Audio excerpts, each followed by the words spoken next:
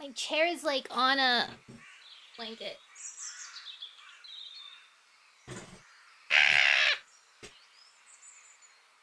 Guys, I think I'm gonna do it. I think I'm gonna pull the trigger and get the RoboCap. I think. Come live with us in the powers. That's what I'm waiting for. Come on, come on, come on. Just adore you.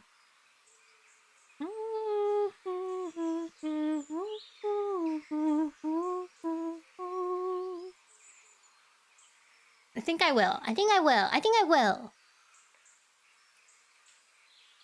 I've decided that I want, whenever I get a Switch 2, I want the Animal Crossing one that will exist one day.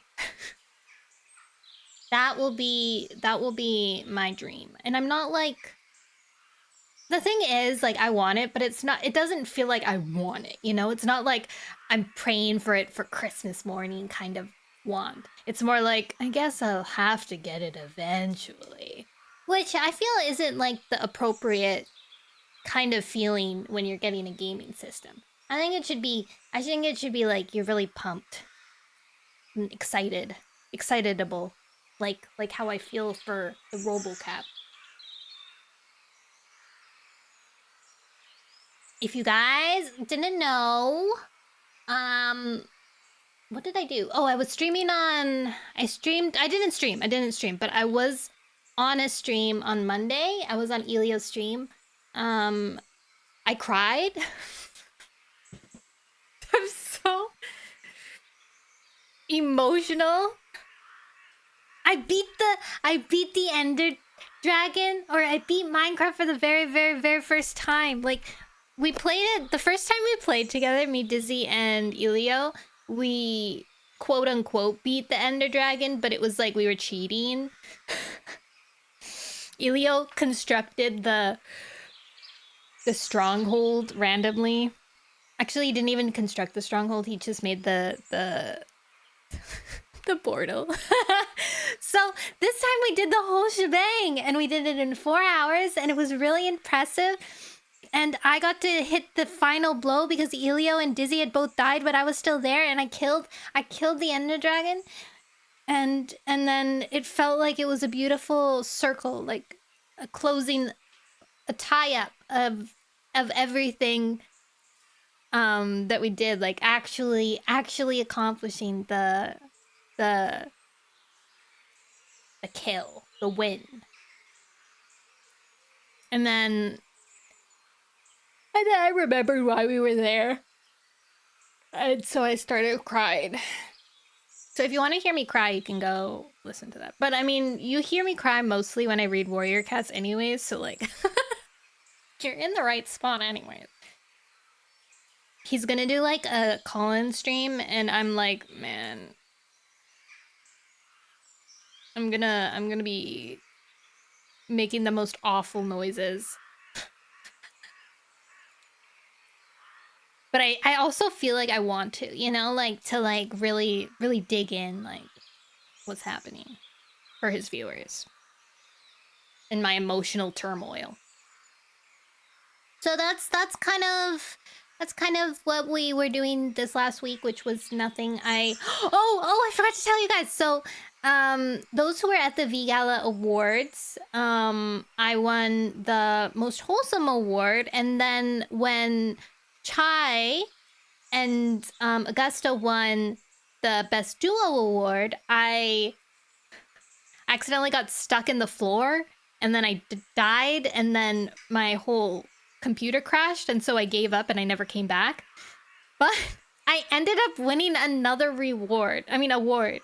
There was another award afterwards that was like best interaction award, and I genuinely did not think that I was gonna get any other award besides by the wholesome one. I think I was the only one that actually won a second award. So that was kind of crazy. Kyle won the Best Actor award, which was very deserved. Yomi was like tied as like most chill reward, which is good because Mark also won the Best Hi Goombang Gamer. If you say hi 5 more times, you're out of here. Mark won Best Hero, which is deserved as well, which means everybody in the campfire crew won. Sadly, Mark didn't. I think Mark should have won the most chill award. I also voted for him for that, and he was part of the Rift Walkers, so I think that they just wanted general. That's my opinion. Woo! So today is a Warrior Cat Wednesday. Hi! Hi, Luminosita! Lumi Red! Hi, Lumi! How are you? What were you were playing The Walking Dead. Oh my gosh, that reminds me of The Walking Dead. And that I need to play it again. Games that I need to revisit. Walking Dead. Rain World. Silver's getting very close to making me. Actually, he's not even. He's already convinced me to play it again. I feel. I don't know why, but I'm craving. I'm craving being a slug cat. Finishing episode 4 of season 3. I don't even think I finished season 1. I think I'm still in like the first when Clem's a baby Clem. I've been having a good stream, awesome model. Thank you. You should get it. I know. I loved it when I was doing it. I must have gotten distracted for some reason. But hello, everybody in the raid. Welcome in. My name is Nono Noelle. I'm the Grand Marshal of the Paprika Parade. Today we're reading Warrior Cats. So if you want a chill kind of stream to have on in the background while you do things, and this is a good stream for you. If you have no idea what Warrior Cats is, I think it's hilarious to go in a stream and not know anything about Warrior Cats and then listen to me and be like, what is going on? I think it's really funny. And yes, have fun. Have a good, wonderful rest of your day. Good work today. You worked hard. Deserve a break. Deserve some water.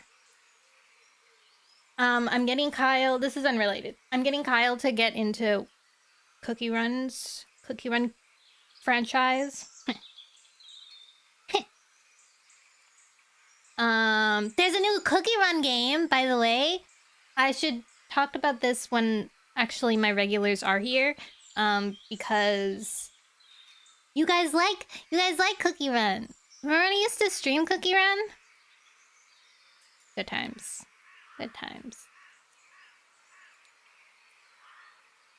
That was when I realized, actually I can still stream Cookie Run. I could do Kingdom. Because the way that I was streaming it was through Games PC.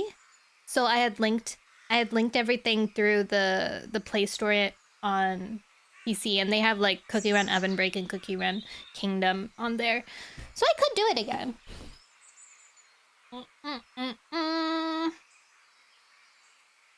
I think Oven Break would be better to do on stream because it's less like automatic.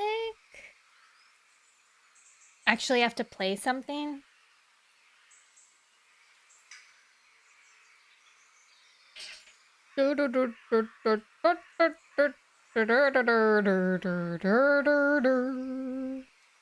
Okay, let me just set up my cookie crumble. Hi, Lemonade. How are you? I'm going to just keep it open, I guess. Let them fight to the death. Granted, I might be kind of like stuck right now. Dun dun dun.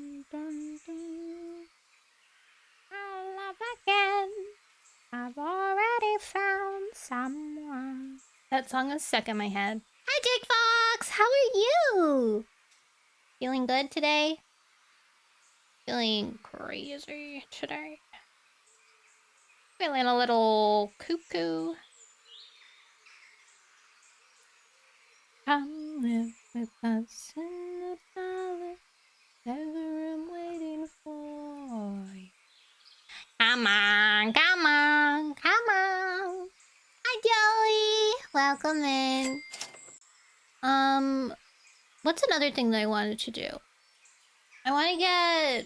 So I want the Rebo... Oh, I think I have to spend also some money and get like a full mask for my CPAP because I get this thing where like when the CPAP is on my face and I'm like sleeping sideways because it's a pillow one, the air comes through the sides and the sides is when I'm like, you know, like sleeping on the sides. It's supposed to be more comfortable. But because of that, it clogs the air. And if I move in a certain way, the air rushes out really fast. And then I choke on the air and I wake up, which is counterproductive. But if I have the full face mask, then it'll ideally not do that. Kind of funky.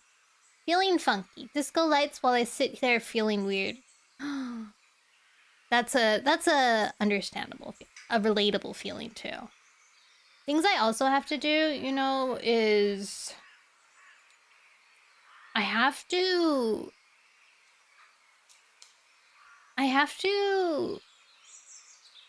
blink, blink, blink, blink, blink, blink, blink. I forgot what I have to do. I have to do something though. Something's gotta happen. Something's gonna happen. Oh yes. I want to do a rigging stream because I'm rigging a model that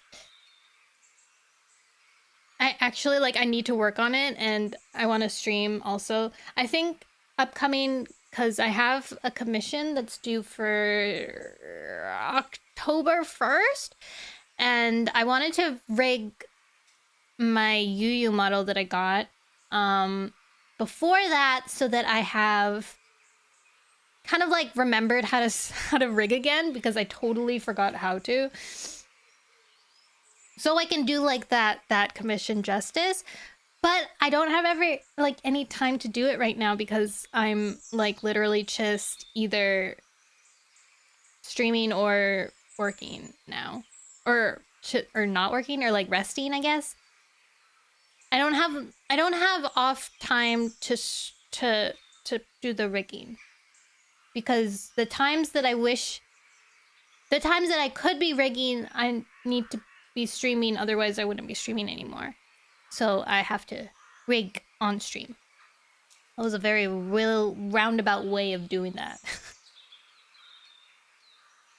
So we might have more co-work streams. Maybe I can find like a cool co-work app thing that you guys can help with.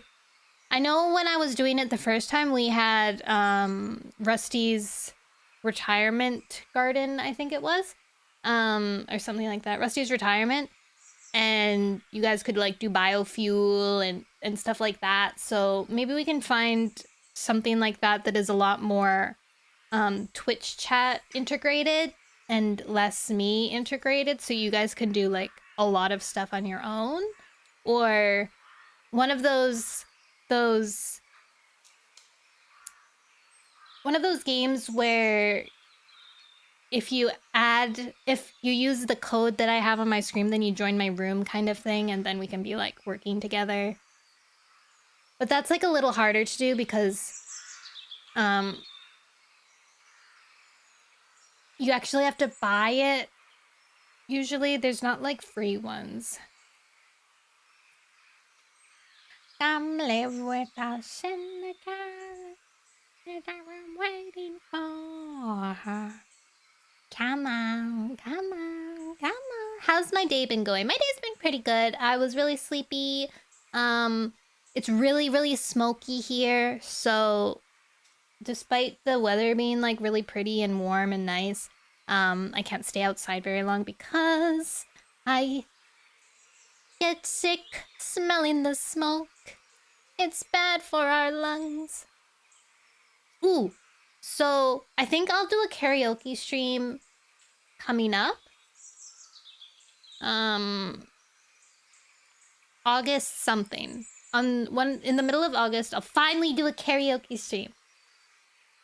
Because my roommate is going to visit her family, so that means that she's gonna be not in the house and I don't have to worry about interrupting her phone calls for work.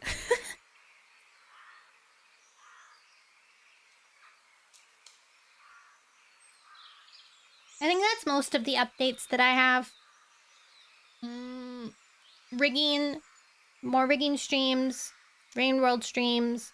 I want the 3D RoboCap, so that stream.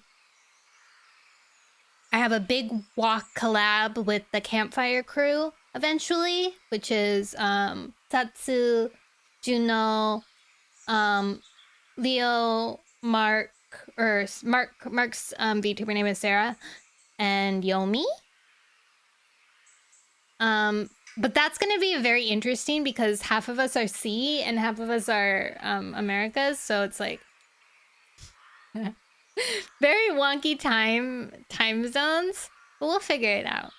I've also been invited to a Minecraft kind of murder mystery thing for Momo's birthday, but Momo hasn't gotten a date for that exactly yet, so we'll see how that goes. Today's my final week at my job, my old job. I have 3 more days, tomorrow, Friday, and Saturday, and then I'm done forever. Hi! Hi, Alyssa and McKenna. And then we start Cheese officially. I do need to... It looks as though most of my streams will be at like 6 o'clock or 6:30 PST now, so when I would usually end my streams, that's when my streams are gonna start starting. So that seems like how it's gonna be going.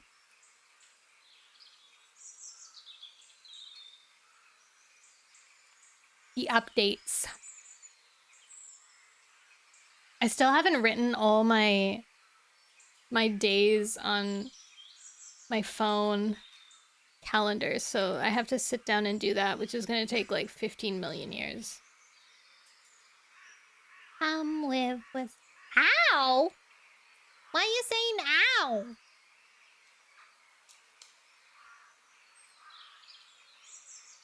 The heck?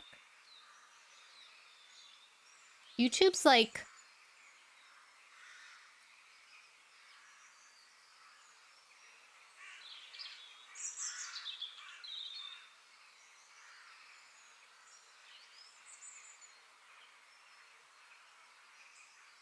Not YouTube.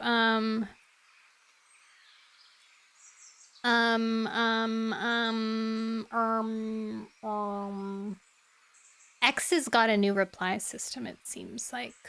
Very interesting.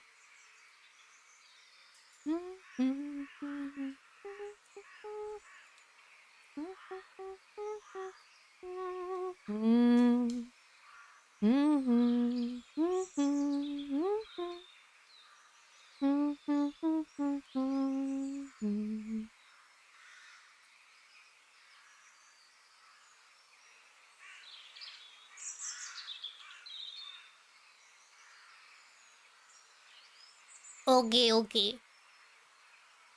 We are going to begin reading Warrior Cats now. You got a burst of pain and no idea why? Me? Did I say that? Oh, that was Alyssa. Alyssa said ow suddenly. Okay, so let's begin reading Warrior Cats. Some good Warrior Cats. We are on chapter 9. It seems like I just read this recently because technically it was only 2 streams ago. And also it was on a Thursday instead of a Wednesday. And I was thinking like maybe I would skip this week because I was feeling lazy, but I was like, no, I should do it. I should do it. I should do it. I should do it.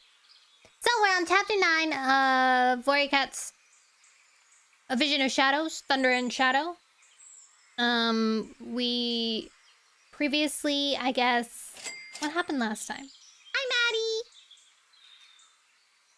Previously,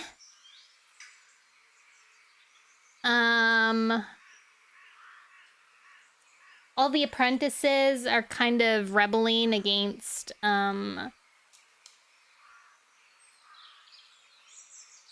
the warriors in Shadow Clan. They're kind of like getting up a coup, sort of, I think. Like they're talking back and they're like, maybe we should have less rules, like that kind of business. And I think it's to like get the rogues to come in and take over, and all the apprentices will go under their command, kind of thing. Hi, Ronnie.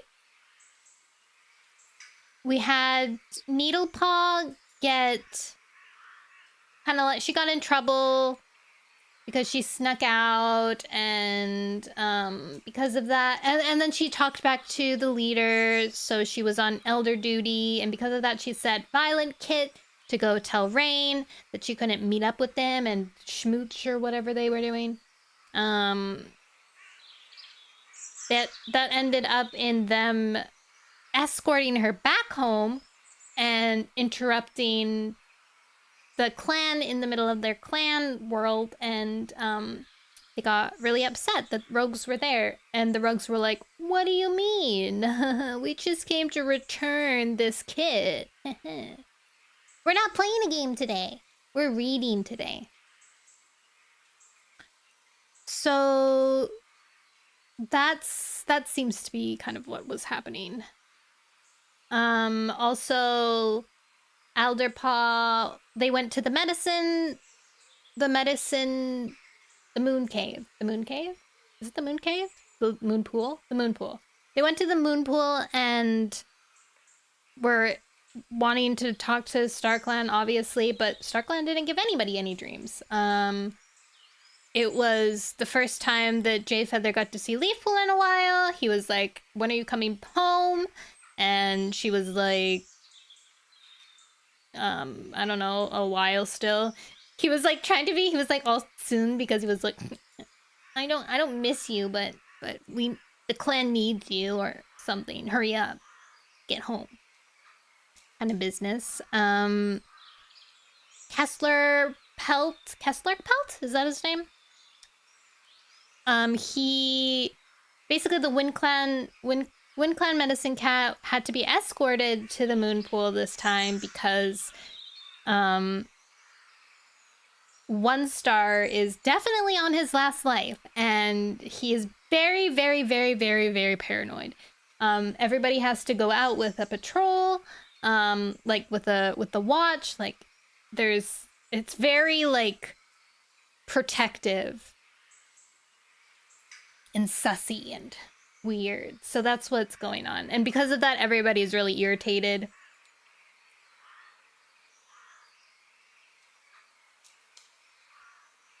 So I think that's pretty much all what kind of went down recently.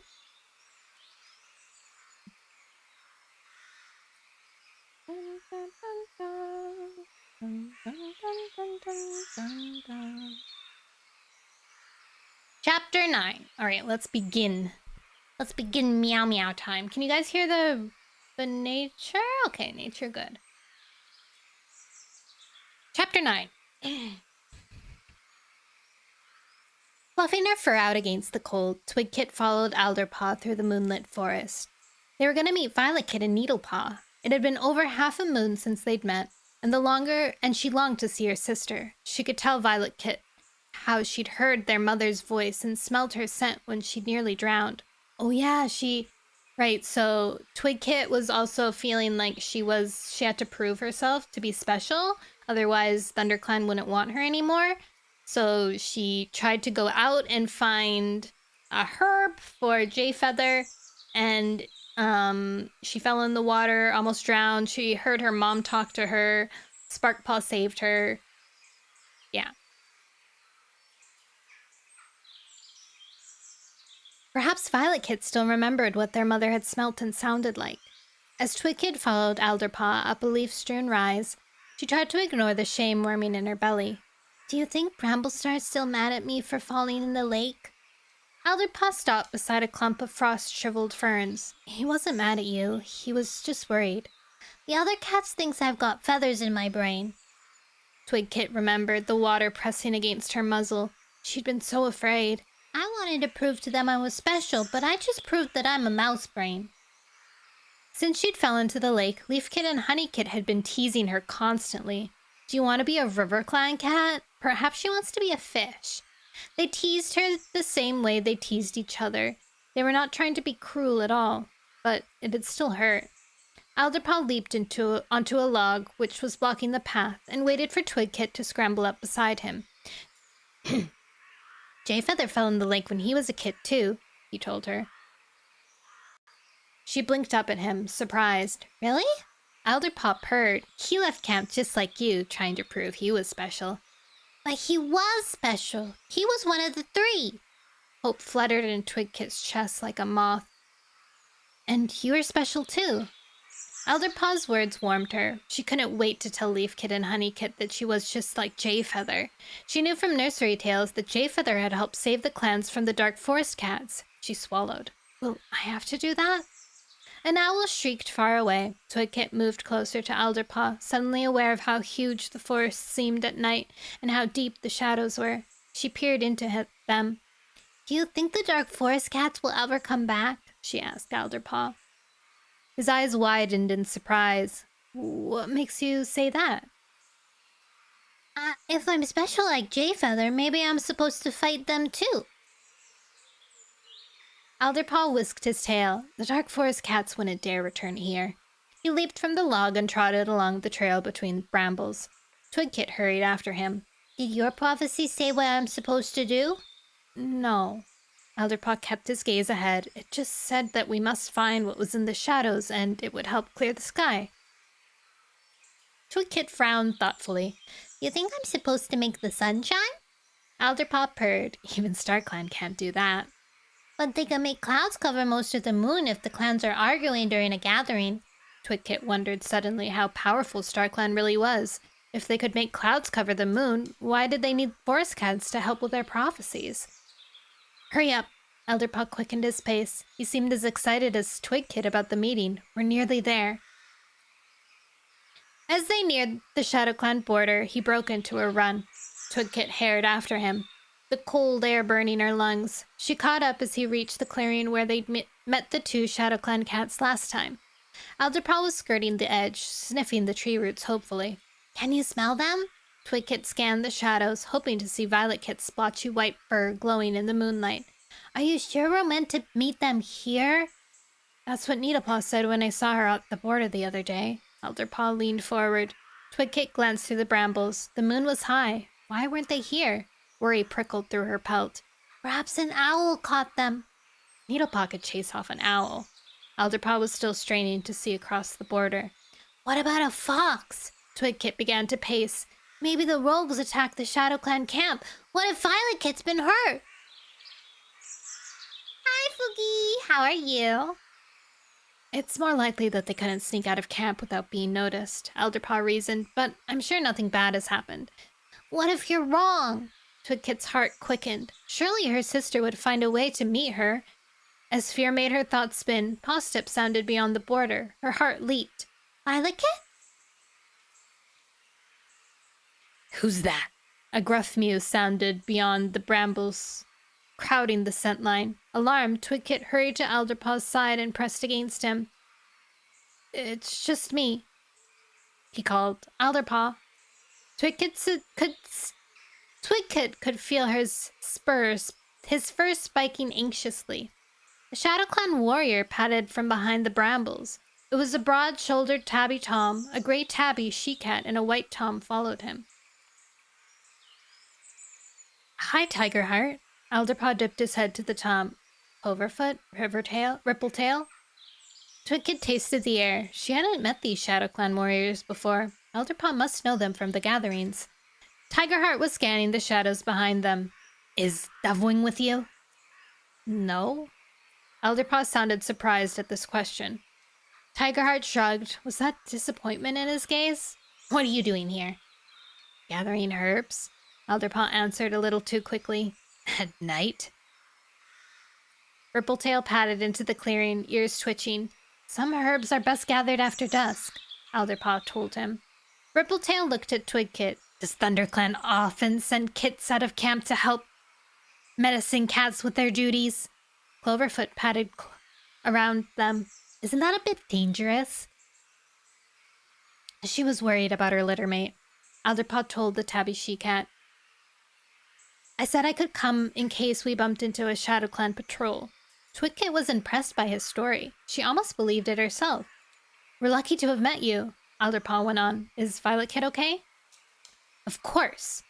Tigerheart pushed between his clanmates. Why shouldn't she be? Twigkit lifted her chin. I was worried the rogues might hurt her.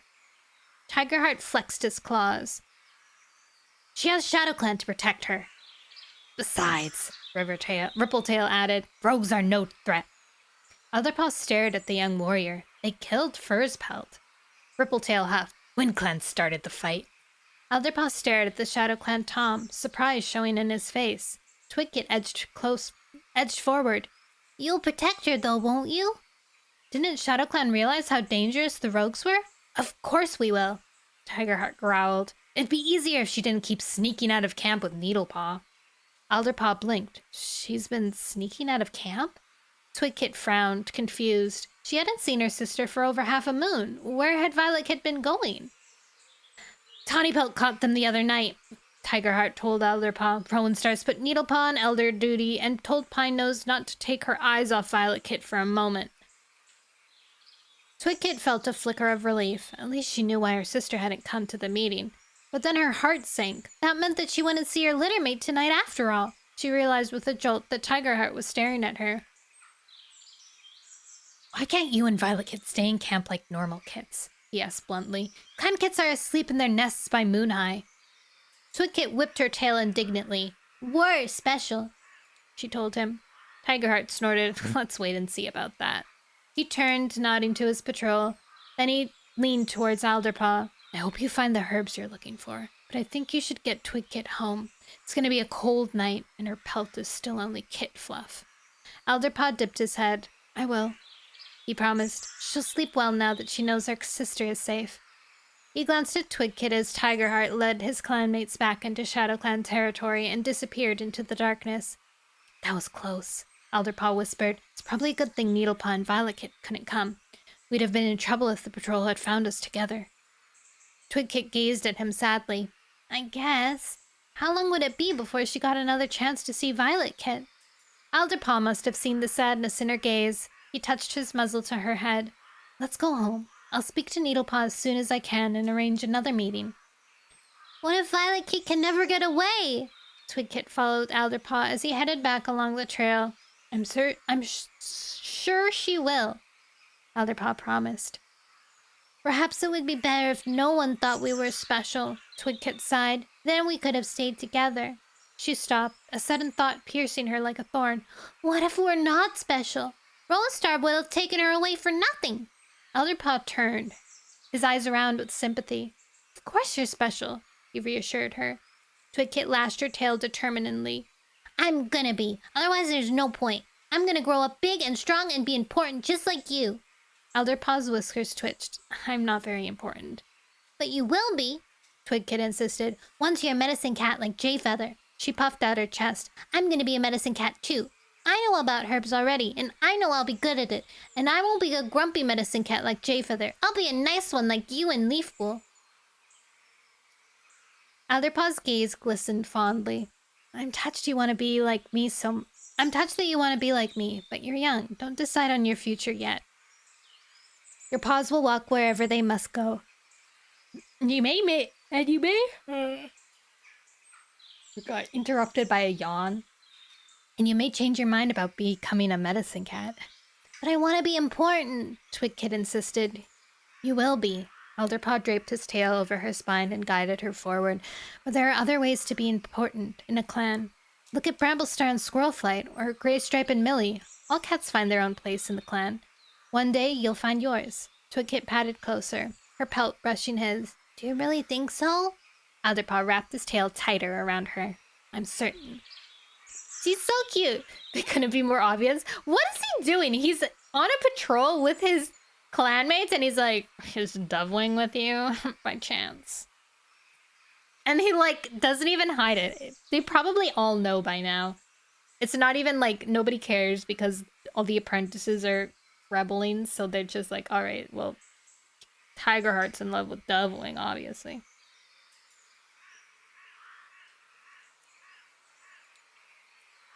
A well-kept secret, maybe? A well-kept shared secret?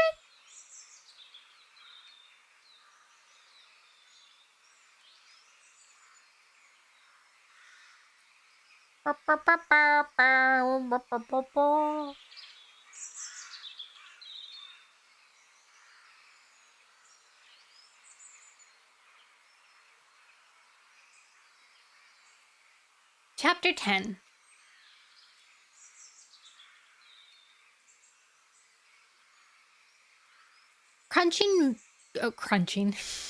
Crouching miserably beside the nursery, Violet stared across the camp. Clouds covered the sky, and a damp wind rattled the brambles. She shivered. Beside her, Pine Nose swallowed the last morsel of mouse and sat up. I'm going inside. Bad weather's coming. She glanced at Violet Kit. You'd better come with me. Violet Kit's heart sank. Can I just finish this? She pawed her half-eaten shrew closer. She wasn't hungry, but she wanted to stay outside a while longer. Being stuck in camp was boring, but being inside the nursery was worse, especially when Grassheart's kits were asleep and she wasn't allowed to make a sound. Okay, Pine Nose agreed, but don't be long. As the queen disappeared into the bramble den, Violet Kit pretended to take another mouthful of shrew. Since the rogues had brought her back, Pine Nose had watched her like a hawk. Violet Kit felt a prickle of resentment towards Darktail. Why had he marched right into camp? She knew the clan blamed her for leading enemies into their home. The older warriors eyed her as if she were a traitor. But weirdly, the younger warriors and apprentices had begun to greet her as they passed, interest glittering in their gaze as though they had just noticed she existed. Yarrowpaw had even stopped and asked what the rogues were like, but Pine Nose had shooed the apprentice away. How would Violet Kit know? The queen had snapped. They just found her in the woods. They didn't make friends with her. As her thoughts wandered, Violet Kit gazed across the clearing. Leafpool and Puddlepaw were rolling herbs into bundles outside the medicine den. Crowfrost was sharing a thrush with Dawnpelt. Berryheart and Rippletail lounged outside the warrior's den, half asleep as the wind rippled their fur. Tawnypelt, Tigerheart, and Spikefur sheltered from the wind out beside the great stone, while Rowan Star sat outside his den, watching the camp through half-closed eyes. Violet Kit looked towards the Elder's den. Was Needlepaw there? She hadn't seen her friend all morning. Perhaps Kinkfur had sent her to fetch fresh break-in for her bedding again. Loneliness gnawed at Violet Kit's belly. She looked hopefully towards Yarrowpaw and Beepaw. They were practicing battle moves at the edge of the clearing while Sleekpaws lay in the long grass and watched. Perhaps they would teach her how to fight. That had to be more interesting than sitting in the nursery with Pine Nose. She tried to catch their eye, but they didn't notice her. She blinked at Juniperpaw. The Black Tom was trotting towards the entrance after his mentor, Stonewing. He didn't look her way. Perhaps Strikepaw would speak to her. But the Tabby Tom was nodding unenthusiastically as Wisptail demonstrated a hunting stance in the clearing. He yawned wearily as Wisptail crouched close to the ground. Suddenly a hiss sounded beside the entrance. Violet Kit jerked her head towards the bramble tunnel. Stonewing stood, back-arched, his pelt spiked. Strikepaw crouched beside him, growling. Their gaze was fixed on a Tom padding into camp. Rain. Violet Kit recognized the gray Tom at once. She got to her paws, her pelt rippling nervously along her spine. What was he doing here? A plump pigeon hung from his jaws. Behind him, Raven and Flame squeezed the tunnel. They each carried prey. Violet Kit smelled the warm fragrance of blood. Crowfrost lifted his head sharply, baring his teeth as he saw the rogues. He hurried across the clearing to meet them. What are you doing here? His ears were flat as he stopped in front of Rain. Leafpool poked her head from the medicine den, her eyes rounding with surprise. Rowan Star bounded from his den and skidded to a halt beside his deputy. "I told you to leave our territory," he told the rogues. Rain laid the pigeon in front of the Shadow Clan leader. "We brought these offerings." He dipped his head as Flame placed a young rabbit beside the pigeon, and Raven dropped the fat thrush on top. It was fine prey. Crowfrost stared at the heap wearily. Rowan Star flexed his claws. "We want to join your clan," Rain meowed before either cat could speak. "Join Shadow Clan?" Rowan Star stared at the rogue, eyes widening. Tawny Pelt, Tigerheart, and Spikefur padded from the shelter of the great stone. Leafpool moved closer to Puddlepaw. The other apprentices lined up at the edge of the clearing, their eyes sparkling with interest. Needlepaw! Violet suddenly realized that her friend was among her den mates. She blinked. Where had she been? Rain crouched submissively in front of Rowan Star and gazed hopefully at the clan leader. Rowan Star glared at him. "Do you think you can bribe your way in with prey you caught on our land?" Crowfrost hissed. "No cat hunts in Shadow Clan territory except Shadow Clan." Rain crouched lower. "I'm sorry. Forgive us. We didn't realize." "Oh, sorry. I read the second sentence." "I'm sorry. We didn't realize." He glanced at his campmates, who both dipped their heads humbly. "Forgive us," he went on. "If we have offended you, we will leave." As he turned, Rowan Star leaned forward. "Wait." Rain faced the leader. A faint glow lightened his eyes.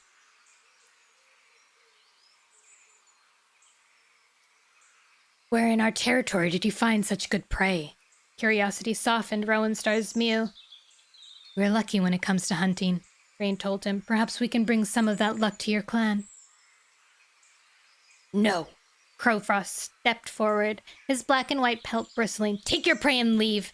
He glared at Rowan Star. "We can't accept prey from cats who attacked another clan." "Why not?" Needlepaw demanded. Violet stiffened as her friend padded forward. "Is WindClan our friend now?" Needlepaw looked around her clanmates. "I thought Shadow Clan stood alone. The only truce we recognize is the Truce of the Gathering. Why deny ourselves prey on WindClan's behalf?" Sleekpaw and Strikepaw were nodding. So was Berryheart. The young black and white she-cat lashed her tail. "Would WindClan do the same for us?" Sleekpaw joined Needlepaw. "WindClan has never brought us prey, nor has ThunderClan or RiverClan, but we're supposed to feel loyal to them? Why?" Violet frowned. If the clans weren't meant to stick together, did that make Twigkit her enemy? Anxiety prickled her fur. "Warriors, clan of the cats, yes." "Why?" Rowan Star repeated Sleekpaw's question, his eyes widening with surprise. "Because they're clan-born like us. They follow the warrior code." "These are rogues." Crowfrost puffed out his chest. "They have no code." "We could learn."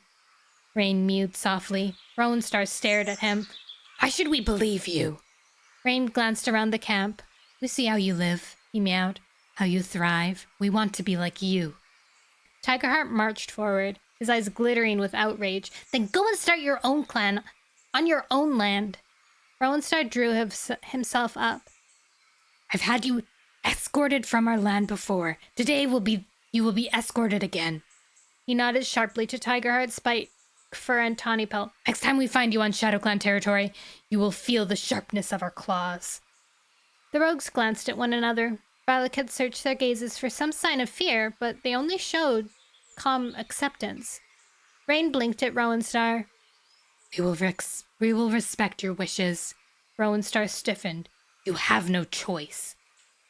Rain flashed him an amused look before turning away and letting Tawny Pelt lead the way out of camp. Violet swallowed. She realized that her heart was beating hard. Needlepaw had taken a risk speaking out for the rogues. Why had she done it? Wasn't her clan more important than her new rogue friends? As the patrol disappeared through the bramble tunnel, Needlepaw crossed the clearing. Violet's breath caught in her throat as Needlepaw stopped in front of Rowan Star. She kicked the prey towards him. "What are you going to do with this?" she snarled. Throw it out with the rogues?" Rowan Star's eyes widened with shock. "Shadow Clan catches its own prey." We'd catch more if we'd had clanmates like them. Needlepaw flicked her tail towards the entrance. Why didn't you let them join? Dawnpelt patted from the edge of the clearing. They're not clan-born. Neither is Violet Kit, Needlepaw retorted. But you let her join. And what did she offer the clan but another mouth to feed? Violet Kit's heart lurched. Was that truly what Needlepaw believed? I thought you were my friend. That's cool. XQ9JKL10.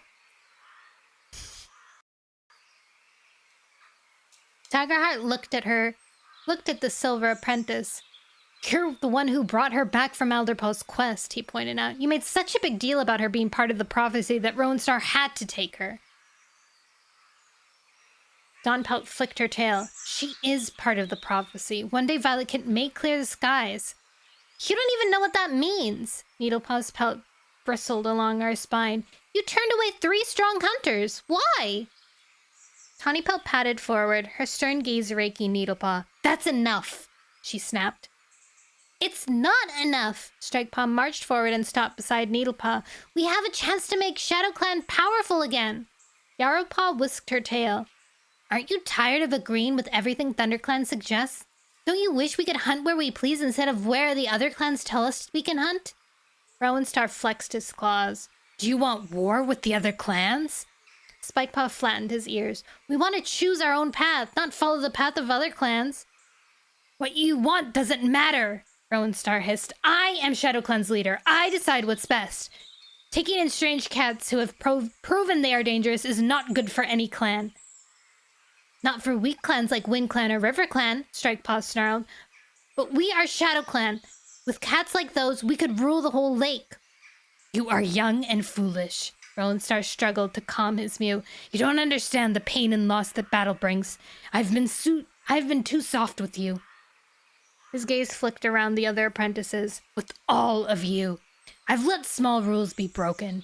He caught Juniper Paw's eye. Don't think I can't smell the prey blood on your breath when you return from hunting. What you catch is for the fresh kill pile, not your own belly. He lifted his chin, yowling across the camp. From now on, the warrior code will be followed. StarClan is watching us. Respect for our ancestors will guide our paws. Violet Kit watched Needlepaw, wishing she'd drop her gaze and back away. Instead, the silver she-cat glared at the ShadowClan leader. You want us to obey a bunch of dead cats? She nodded towards the pines looming over the camp. Look at the living world. It has everything we need. We can push our territory as far as we like and take whatever we want. Who cares what StarClan thinks? Their lives are over. It's our turn to live. Behind her, Beepaw, Juniperpaw, and Sleekpaw yowled in agreement. Dawnpelt and Crowfrost stared at them in horror, as though they couldn't believe that their own kits would turn on their clan. Rowenstar met Needlepaw's gaze coolly. You can live according to our rules. Never. Needlepaw lashed her tail. I'm sick of living in a clan that only cares about peace. The rogues will have made us strong, but if you don't want them to join us, I'm gonna join them. Violet Kit flinched. What? Around her, Pelt spiked. Traitor! Crowfrost glared at Needlepaw. Tawnypelt seemed frozen with shock. Have you gone crazy? Her mew faltered as she spoke. Stonewing and Ratscar flattened their ears. Snowbird and Dawnpelt exchanged looks, their eyes wide. Violet Kit swallowed back alarm. Surely Needlepaw didn't mean it. She watched in disbelief as Needlepaw marched towards the entrance. I'm going with her, Juniperpaw growled. Nobody's gonna tell me what prey I can eat ever again. I'm going too. Sleekpaw turned and patted after Needlepaw. Jesus Christ. As murmurs of disbelief rippled around the clan, Rowenstar stared at the apprentices, astonishment flashing in his wide amber gaze. If you leave the clan, you become our enemy. Violet Kit stared as Needlepaw patted past her. Don't go! Her heart twisted with grief. Needlepaw was her only friend in the clan, and yet she'd said that Violet Kit was just another mouth to feed. Was I wrong to trust her? Needlepaw paused and met Violet Kit's gaze. You're coming with me. I am? Shock flashed through Violet Kit. She felt limp with relief. She is my friend. You're not staying here with these kitty pets. Needlepaw whisked Violet Kit forward with her tail. She glanced back at Rowan Star. I'm taking the kit because I found her. You can't! Leafpool hurried forward. She belongs to the clans. StarClan needs her to be here. I found her, Needlepaw repeated. If she's special, she can be special anywhere. Rowan Star flicked his tail angrily. Take her! He called to Needlepaw. You did ShadowClan no favors by finding her. There's been nothing but trouble since she arrived. We're better off without her. And without you. Violet felt numb. She stumbled after Needlepaw, Sleekpaw, and Juniperpaw flanking her. Her thoughts whirled. Was it true? Had she brought only trouble to ShadowClan? Overwhelmed, she followed Needlepaw through the entrance tunnel. As it closed around her, she glanced back and saw the familiar dens. She was leaving another home. Was she making the right choice? Her eye caught Rowan Star's. His gaze was as hard as ice. It's not a choice. Despair washed through her pelt. I'm not wanted here. I never truly was. Aww. Needlepaw! I think Needlepaw is being manipulated and groomed, but she is also manipulating more cats in turn. You know what I mean? Like, she's still doing bad, but it's because she's been being bad, I think. It's 2 a.m. and I'm on Twitch because I don't have a life and I can't sleep. Go to bed! Yes, I agree. Yeah. Okay, 1 second, guys. I'm gonna go get a Mr. Noodles and eat it raw.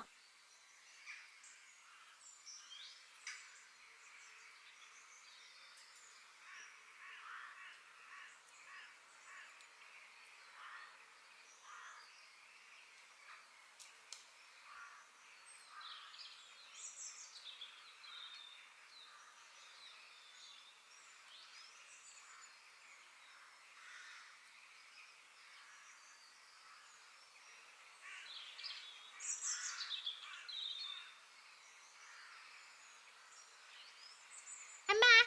I got Mr. Noodles. Now you guys get to hear me crush it. Ready?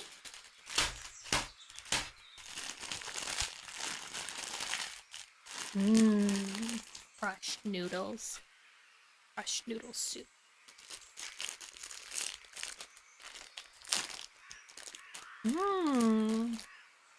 Oh man, I opened it too long again.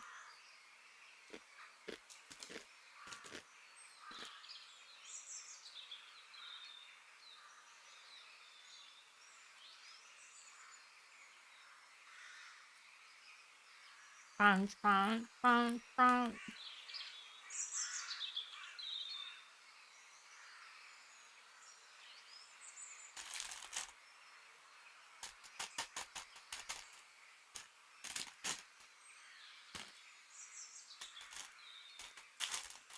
I'm spilling salt everywhere.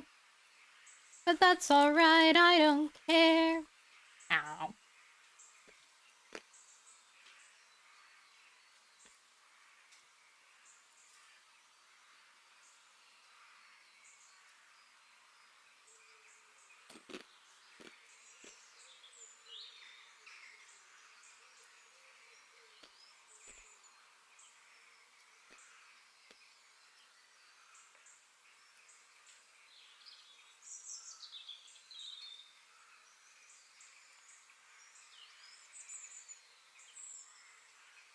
It's so good, guys. I love raw ramen.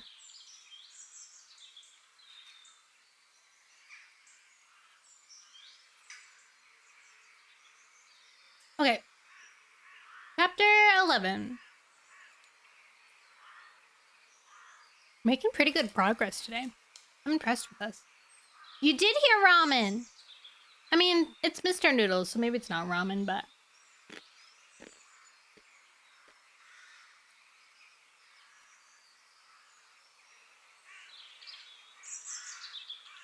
Mr. Noodles.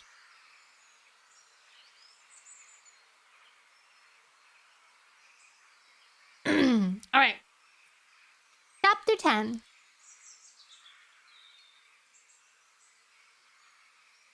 Over had the full moon. Wait, ad break in 1 minute. Should I wait for the ad break to be done?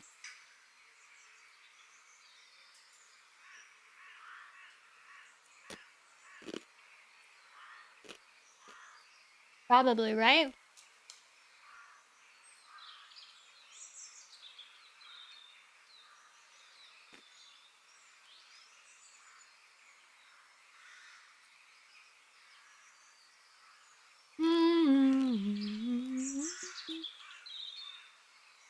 Let's see what's happening over here.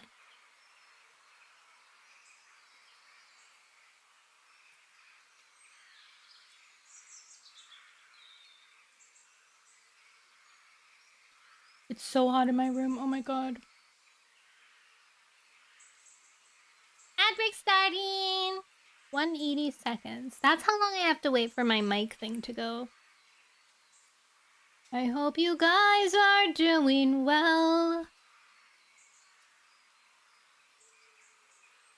I hope you like sitting on the shelf.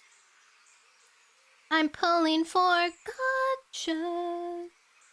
Some little gotchas. I'm getting nothing from the gotcha. That's so sad.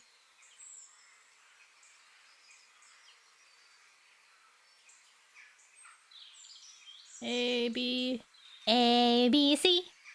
Easy as 1, 2, 3. So for my everybody who's not stuck behind ads, what do you think I should? What are some classic punk pop songs of the I don't think of the 2000s that I should sing for my karaoke?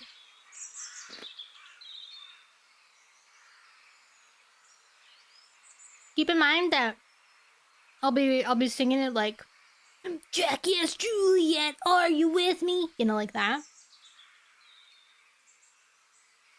Definitely Panic in the Disco, but like which songs do you think?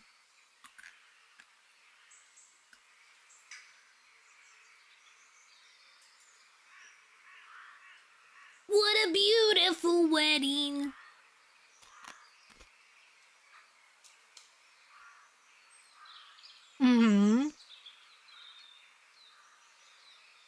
I guess there's also the Am I more than you bargained for yet? I've been trying to wait, how does that sound? I've been trying to tell you. Amisado. I don't know that song. Amisado.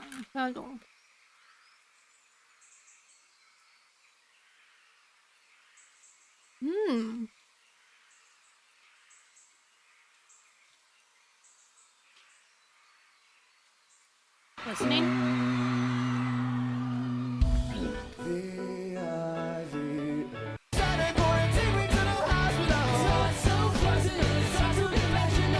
I don't think I've ever heard this song before. That's crazy. Maybe not that crazy.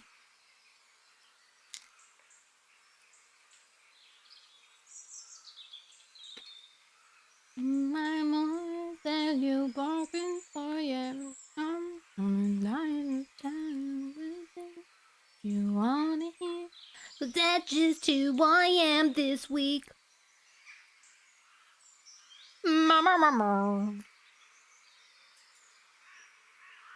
Next to the mausoleum. Da da da da da da da da da da da da da.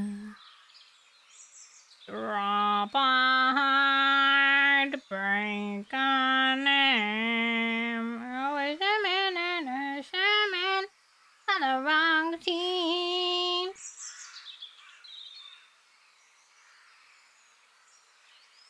All Time Low? I was into All Time Low. I was into like most of the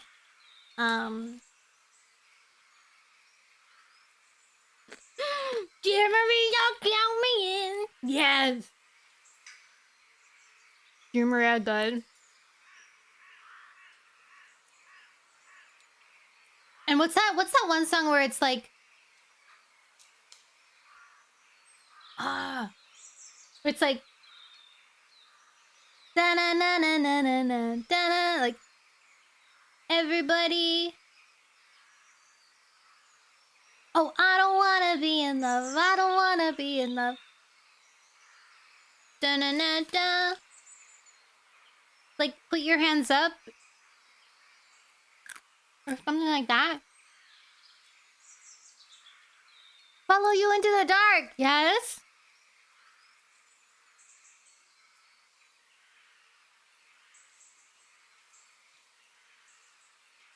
Let's see. Good Charlotte. Dance floor anthem lyrics. Do you guys know this one? Everybody, put your hands up. Say, I don't wanna be in love. I don't wanna be in love. Feel the beat now. If you've got nothing left, say, I don't wanna be in love. I don't wanna be in love. I love that song.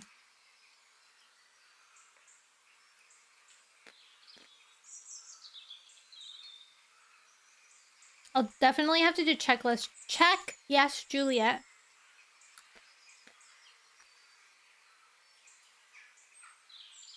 I should write these down.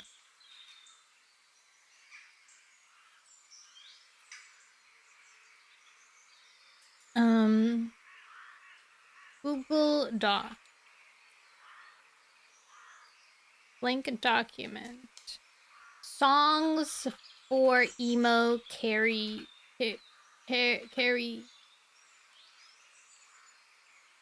My Chemical Romance. Yeah.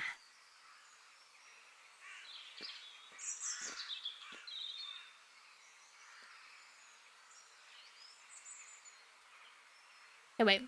We need Dear Maria.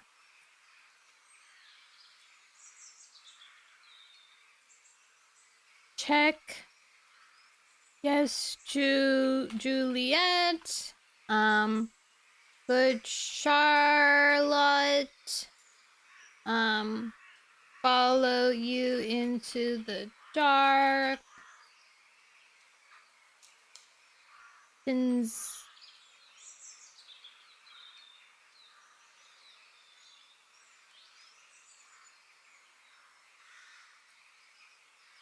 I write sins. What other songs did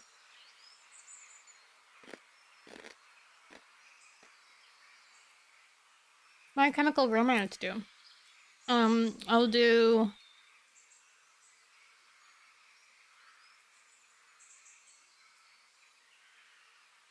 what's the I'm more than you bargain for you.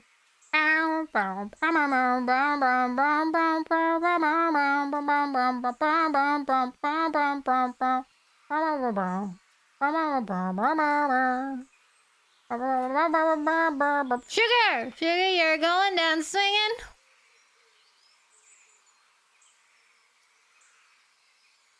I'm going.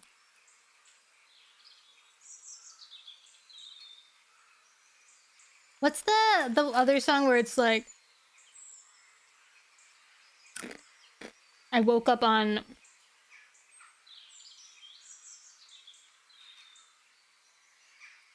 my front lawn?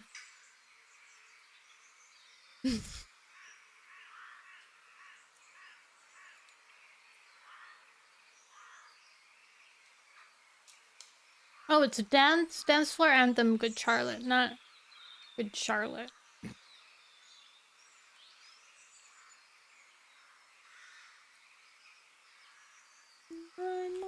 There's always Bryce's side. Classic.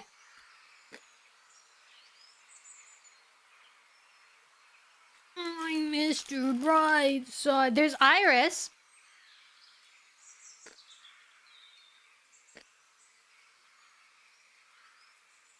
I need more clues.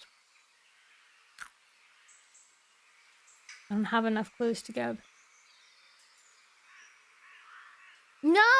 But that's so true. It was a song in... Oh! Oh, wait. It's coming to me. where he's like,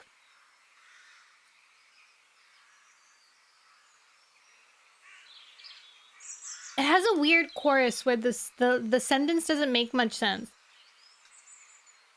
Like,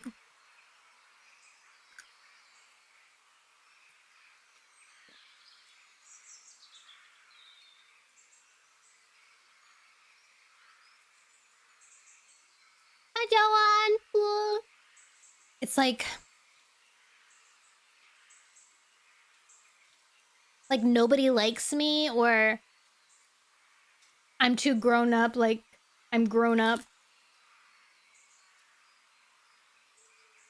Oh my god, what is it?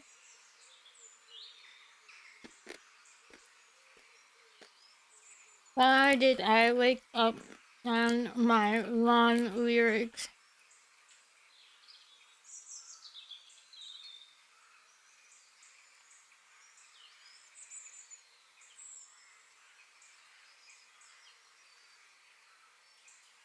Punk rock.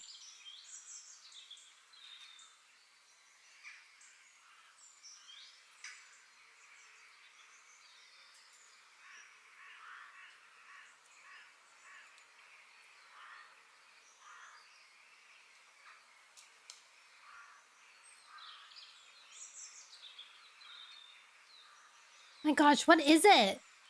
This is gonna kill me. It was in Guitar Hero.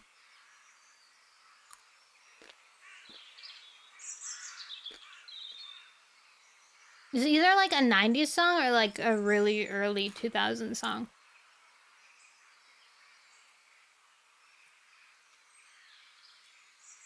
Yes! Yes! My own worst enemy! Oh my god! Oh my god, Ven, you're the best.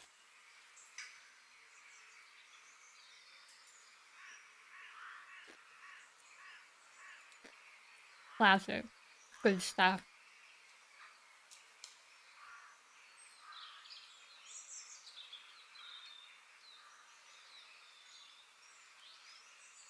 I want to do Who I Am Hates Who I Am Hates Who I've Been by Reliant K. I might do Vindicated because I just like singing that song.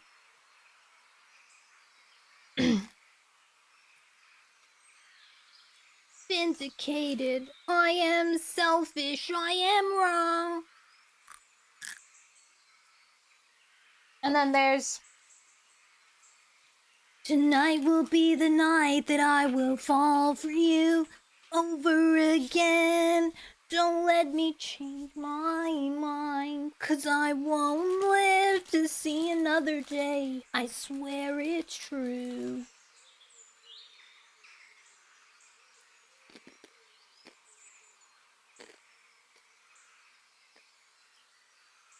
We got a lot of good music. Maybe I can like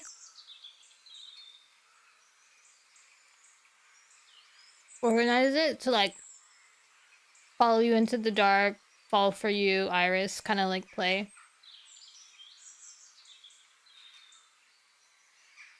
Hi, Cheeto Puff! Gay Cheeto Puff.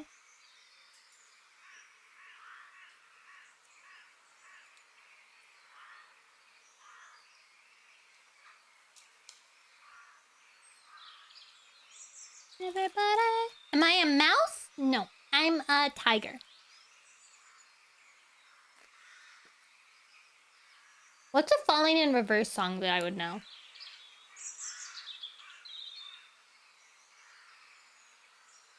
My earsies? They kind of look like mouse ears. They're a little too fluffy to be mouse ears.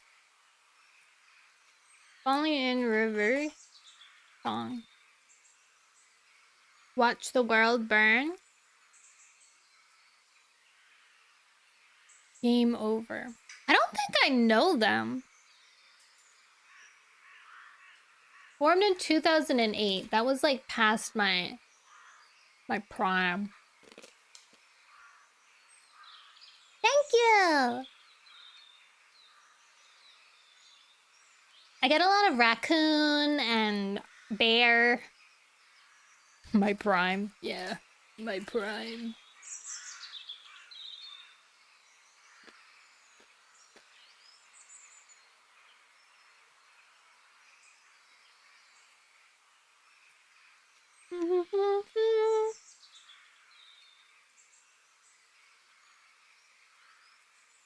Not by much. I don't remember how old I was.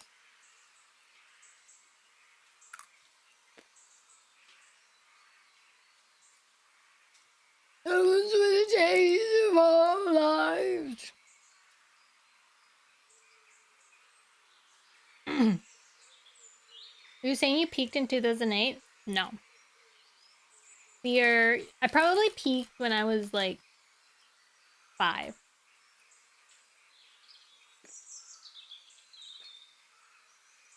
ADHD bugs are whispering in my ear to start 3D project when the first 2 aren't done. So real. I think you should go for it. Start a 3rd one. If you don't start the 3rd one, you're not going to get the motivation to go back to your other ones. You think you're going to peak when you're 30? That's a good goal to reach. But when you're 30, you should just move it to like 40. You know, like just keep pushing it. No, your hand hurts? That's sad. Rest your hand. That's important. Don't push yourself. Alright, let's read chapter 11.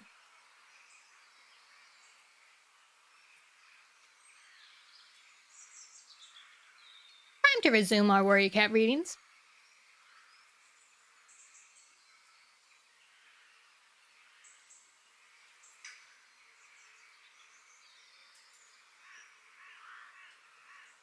Overhead, the full moon lit a crow-black sky. In the chilly island clearing, Alderpaw fidgeted beside Jayfeather. Can't you sit still? Jayfeather grunted. It was the gathering. Cats milled in the clearing in front of them, their pelts shining in the moonlight. Bramblestar padded between them, greeting old allies. One Star was already sitting in the great oak, staring at the clan cats through narrowed eyes. My ears itch. Your ears itch? Then itch them. Itch them. With one of those, like, ear tools. Misty Star chatted with the deputies lined up at the foot of the tree. She purred as Squirrelflight nodded towards a group of apprentices, happily showing off battle moves to one another at the edge of the clearing. Alderpaw wished he were with them, sharing clan gossip. Did he have to sit here being solemn and serious while Kesslerflight, Mothwing, and Willowshine? Just because he was a medicine cat apprentice? If he was gonna be an apprentice longer than any cat, couldn't he at least have fun? He glanced at Sparkpelt. It was her first gathering as a warrior, and she sat beside Cherryfall, her chest puffed out proudly. Her green eyes sparkled as she gazed at the other cats. Bramblestar padded to her side and touched his muzzle fondly to her head. Alderpaw ignored the prickle of envy in his pelt. He was proud of Sparkpelt, too. Your ears itch, but also thank you! This is your 35th resub. Crazy. Craziness. He glanced at the long grass at the edge of the clearing, tasting for the air of ShadowClan scent. They were late. He leaned forward eagerly. Would Needlepaw come? If she was still being punished for letting Violet Kit leave the camp, she might not be allowed to attend the gatherings this time. His tail flicked anxiously. He'd promised to take news home to Twigkit about Violet Kit.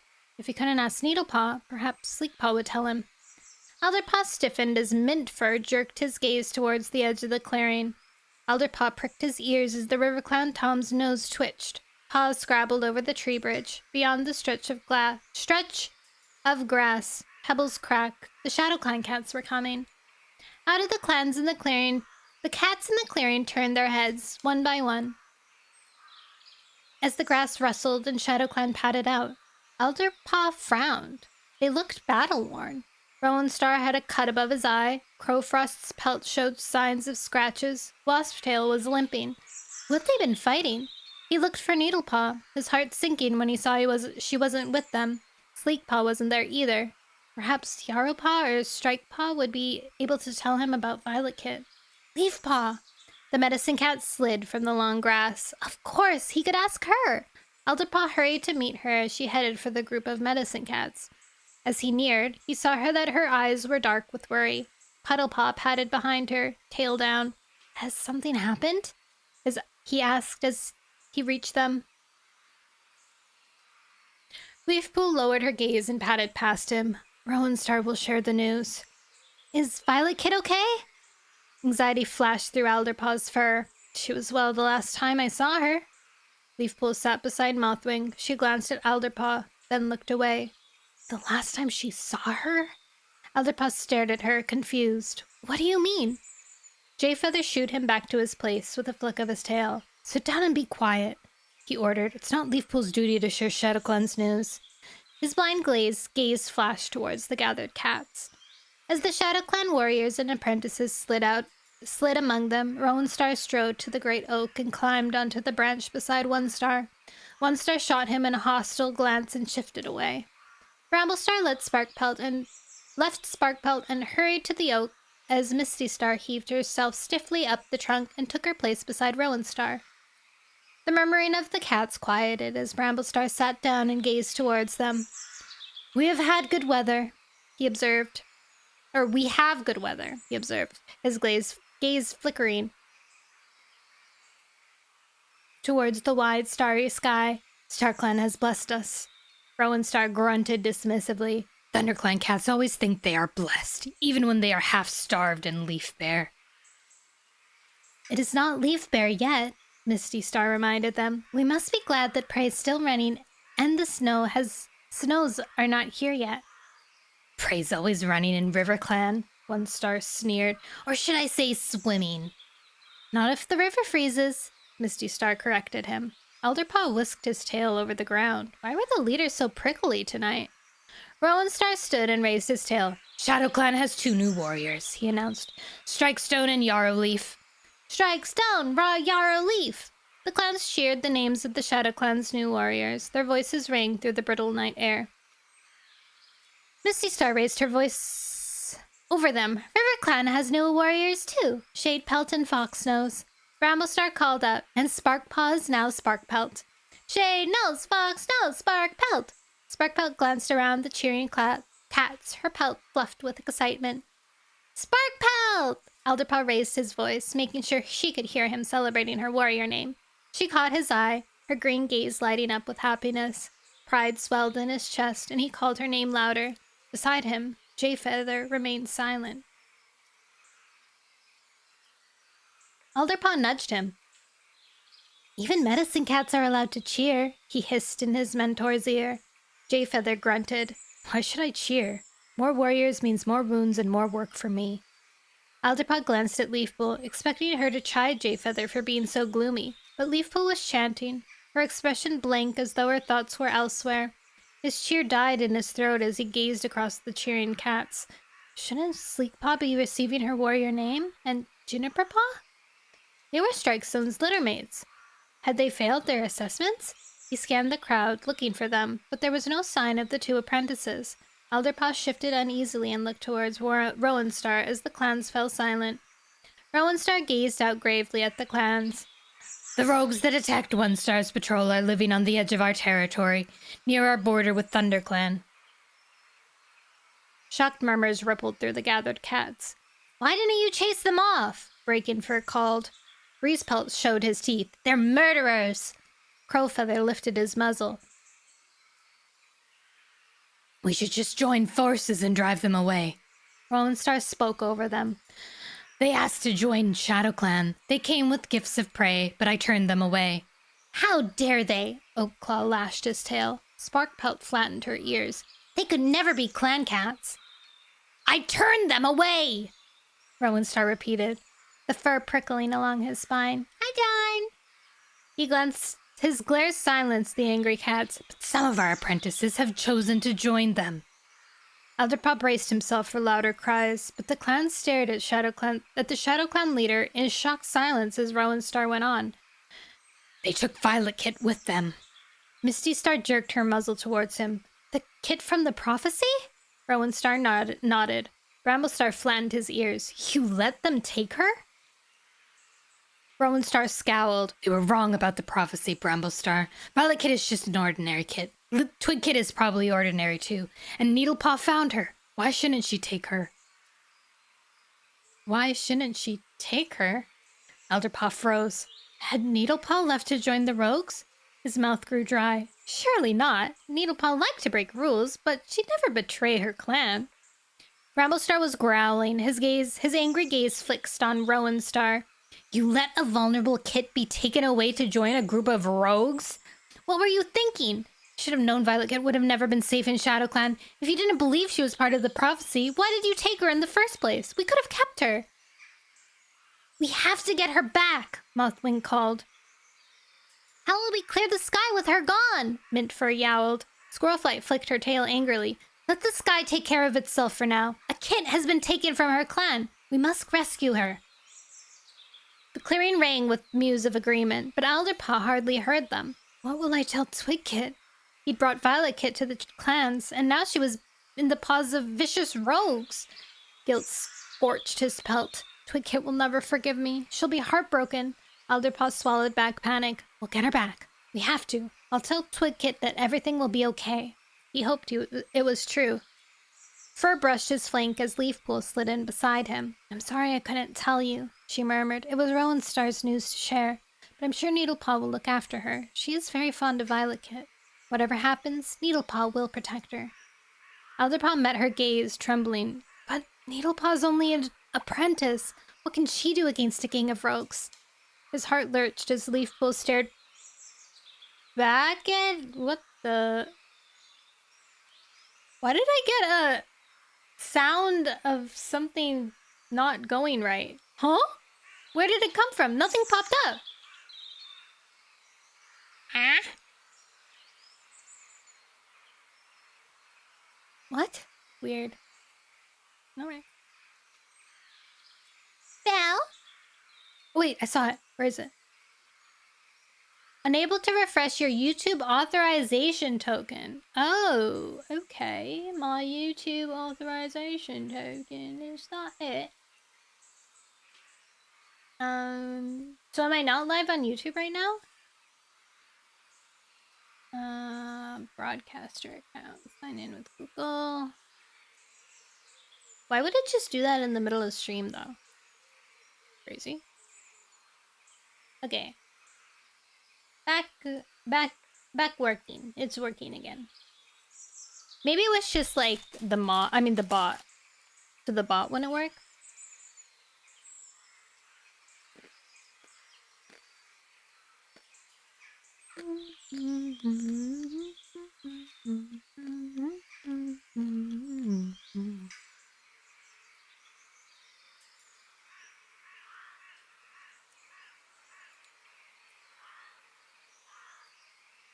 His heart lurched as Leafpool stared back at him wordlessly.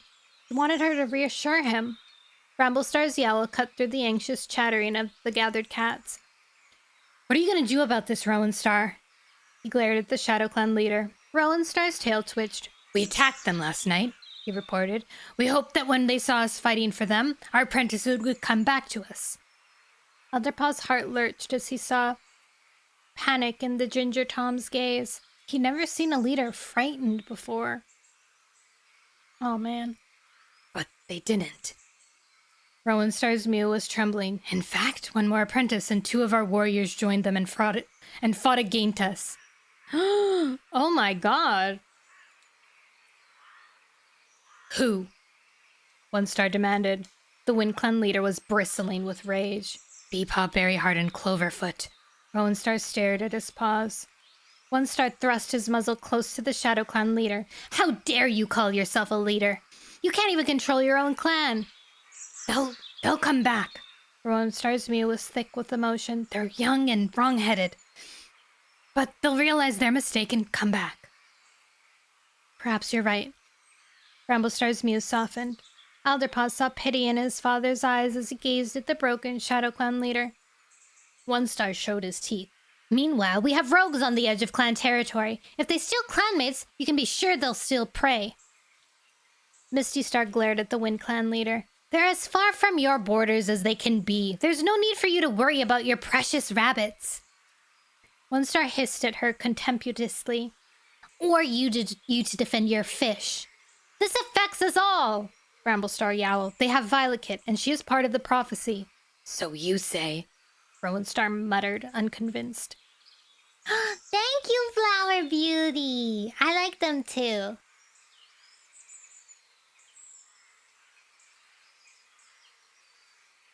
Misty Star ignored the Shadow Clan leader and faced Bramblestar. We can't risk trying to rescue her. She's a kid. They could easily kill her if we attack their camp. Then we must wait, Bramblestar decided. One Star's hackles lifted. We're gonna do nothing? He stared at Bramblestar in disbelief. These cats killed my clanmate! And took one of your lives, Elderpaw thought darkly, and drove SkyClan from the gorge. He couldn't help feeling that One Star was right to want to do more to fight the rogues. We should attack now and drive them as far away from the lake as we can, One Star went on. Rowan Star's eyes rounded with fear.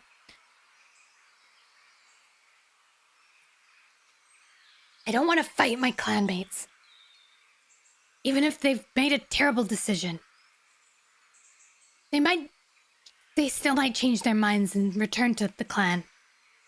I understand. Bramblestar met Rowan Star's gaze sympathetically. And we mustn't risk Violet Kit's life being attacked. By attacking, One Star growled, his eyes flashing in the moonlight. Then we have no more to say. He leaped from the great oak and stalked across the clearing, signaling to his clanmates with an angry flick of his tail. Hairspring hurried away from the other deputies and fell in beside his leader. Their clanmates quickly followed, pushing their way through the gathering cats. Moonlight glittered on their pelts as they headed into the long grass and disappeared. Elderpaw looked at Bramblestar. What now? The meeting's over, the ThunderClan leader called, jumping down from the tree. Elderpaw's pads seemed frozen on the ground. Was that it? They were gonna live beside the rogues as though they were just another clan? Had Bramblestar forgotten that these cats had driven SkyClan from their home? What if they were planning to do the same here? As the rest of the cats headed for the tree bridge, his throat tightened. He didn't want to follow. Going home meant telling Twig Kid that her sister was with the rogues. Bam, bam. Oh my god, huge time skip next chapter? Holy. Massive. Like, we skipped through all of winter. Holy.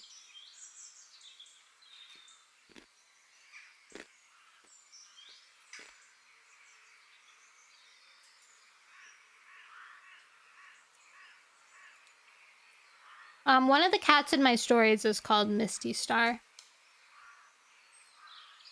What a crazy coincidence.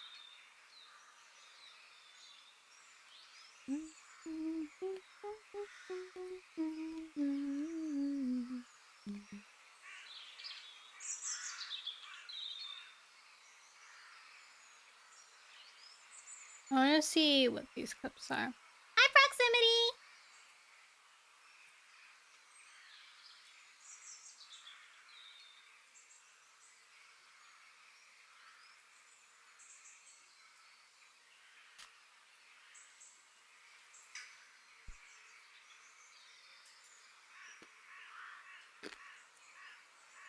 Mm-hmm.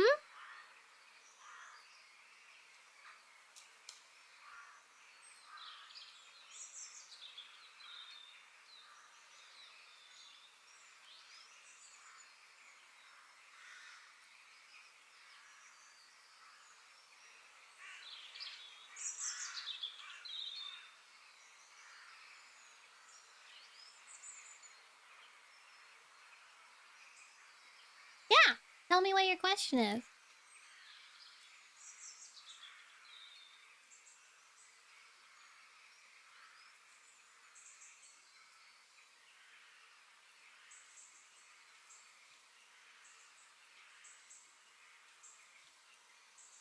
Suddenly I see, this is what I wanna be. Suddenly I see.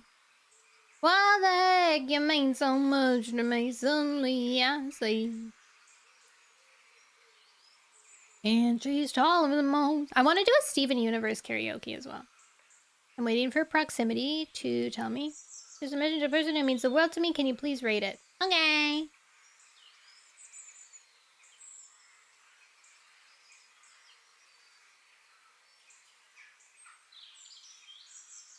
I'll love again.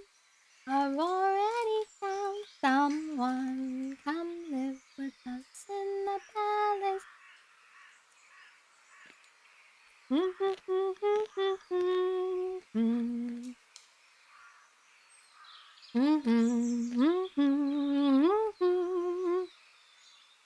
This isn't deadlock. Wait, am I under a deadlock? No, I'm not. Hi, Kyle. We're waiting warrior cats. I'm waiting for proximity to tell me. Oh, there he did write it. God must have smiled the day he painted your soul because even the stars look unfinished beside you. Dang. Shouldn't it be like God must have closed his eyes the day he painted your soul? Oh, wait. Yeah. Something like that, because, like, what would be the distraction? Like, what would have distracted God to not finish the stars? You know, like, God must have looked away, looked at you when he painted your soul, or something like that. You know, like, there's, like, that distraction part.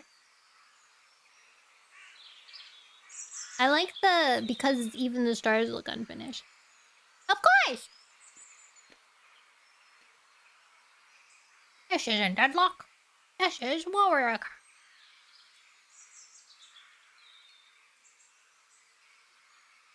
Did I show up too late for story time? No, we're starting the next chapter now. There's just been a really big time skip, it seems. Thank you for the hydrate, Ben!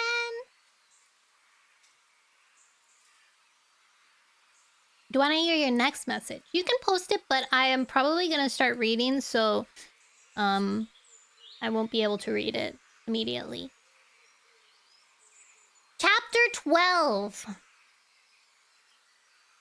We're skipping winter months because I guess those are boring. Keep your hindquarters low, Ivypool ordered. Twigpaw lowered herself further, her gaze fixed on the leaf ahead. New leaf sunshine dappled the forest floor. Buds lit the trees in a green haze. 4 moons had passed since Violet Kit's disappearance. Wow. In the half moon since becoming an apprentice, Twigpaw had worked hard to impress her new mentor. She wanted to be as good as Larkpaw, Leafpaw, and Honeypaw. They were already learning battle moves, while she was practicing hunting moves on leaves. But they had been made apprentices 3 moons ago, when snow had covered the forest floor and ice had frozen the rivers and streams. Keep your tail still, Ivypool reminded her. Twigpaw pressed her tail flat against the soft earth. She could smell prey scents drifting between the trees, and she longed to be hunting a real mouse. Judge the distance, Ivypool told her. And when you are sure, jump. Twigpaw narrowed her eyes, sensing the space between herself and the leaf. Her hindquarters twitched. Excitement pulsed beneath her pelt. Pushing off with her hind paws, she leaped. She landed skidding on the leaf. It shot along the slippery ground. Her forepaws shot along with it, and she thumped chest first onto the ground. Ivypool padded to her side, purring. Your leap was the perfect distance. Unfortunately, you hadn't prepared for your prey to try escaping. She gently nudged Twigpaw up and flicked a scrap of leaf litter from the apprentice's shoulder with a paw. Landing on balanced paws is the most important skill you will learn. It's vital for hunting and fighting. Twigpaw shook her pelt, embarrassed. I didn't realize the ground was so wet. She glanced at the muddy streak her landing had smeared across the forest floor. Next time you'll remember to think about where you're landing. Landing on mud, stone, or leaf litter all require different techniques, but you did well. Your concentration is excellent and you learn fast. Lilyheart will be pleased when I tell her. Twigpaw purred proudly. Am I learning as quickly as Larkpaw? She knew that Larkpaw was a great hunter already. Lilyheart often boasted how he carried prey home to her every day. It's not a competition, Ivypool told her gently. You must learn at your own speed. But I want to prove I'm special. Moons later, rose Petal's words still haunted her. Twicket does seem pretty ordinary, and until she learns to hunt, she'll just be another belly to feed for the clan.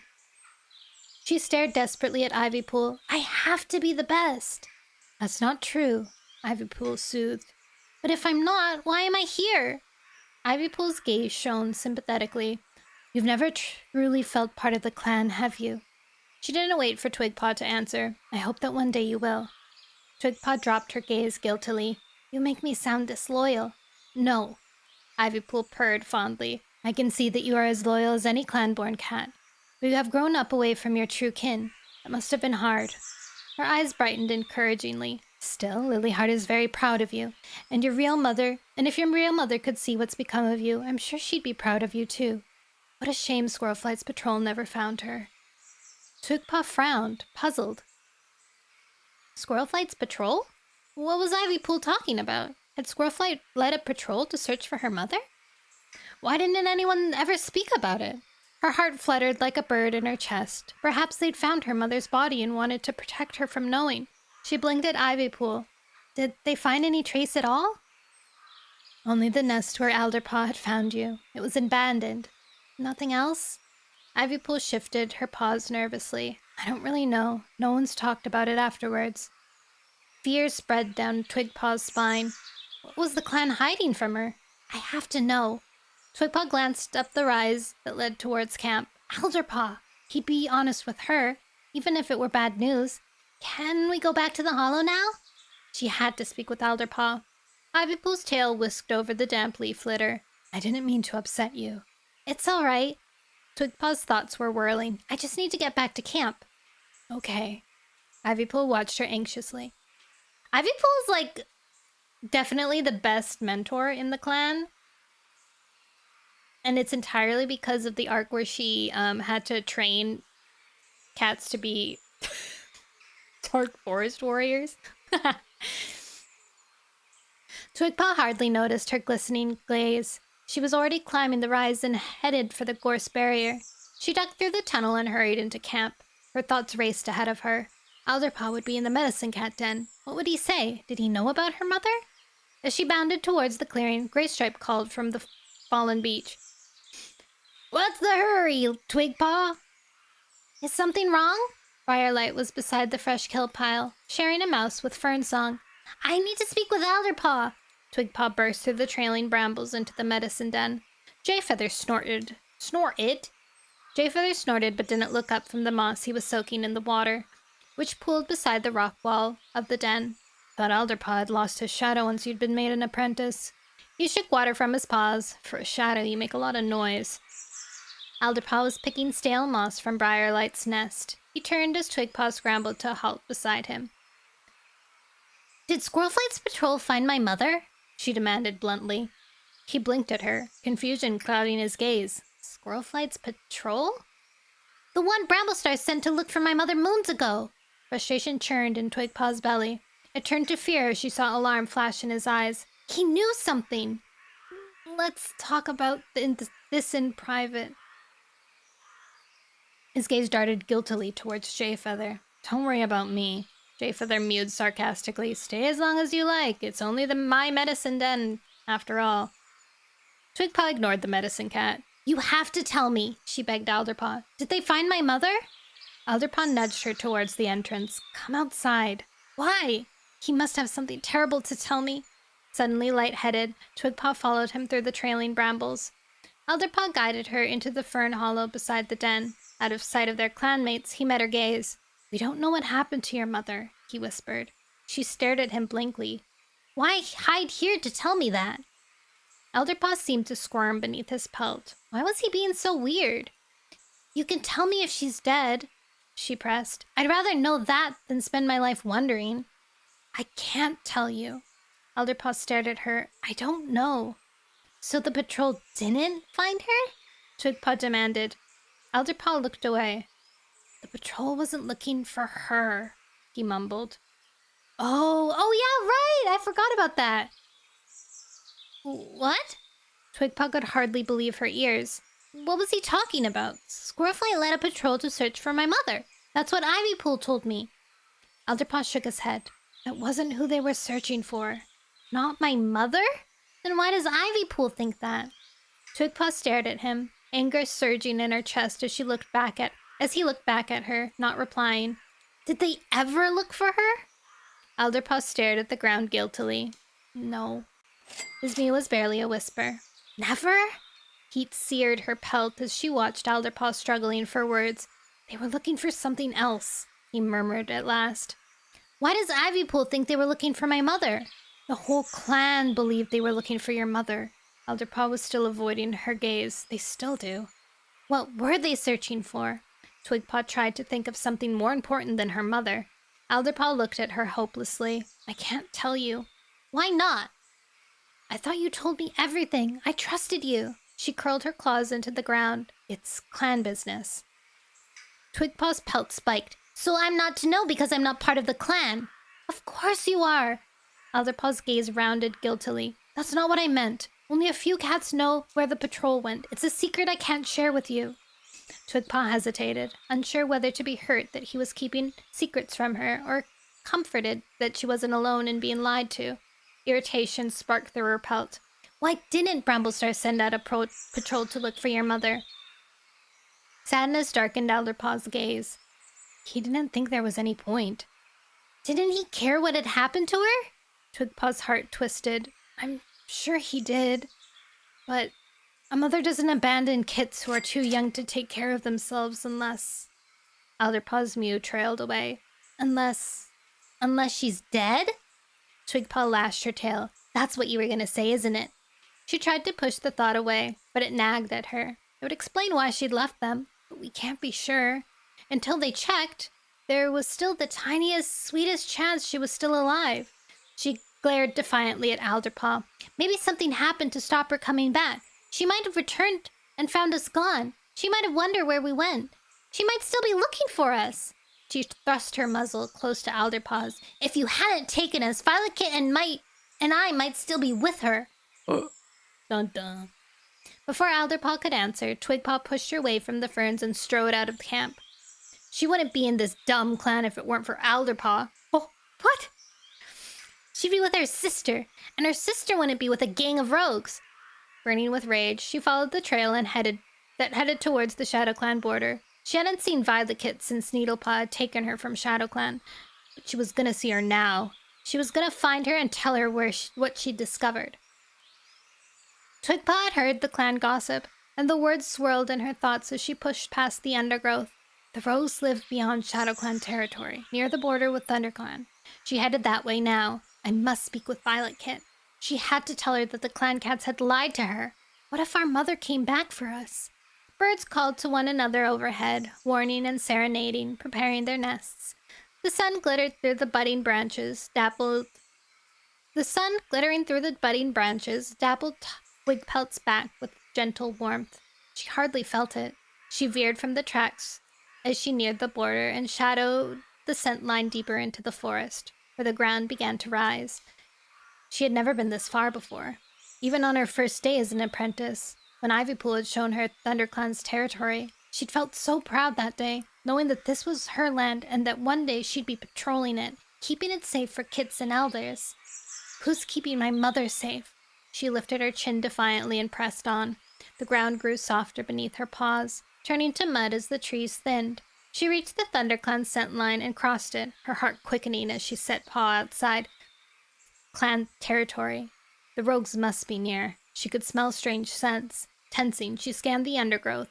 Darktail's gang seemed more like ghosts than real cats.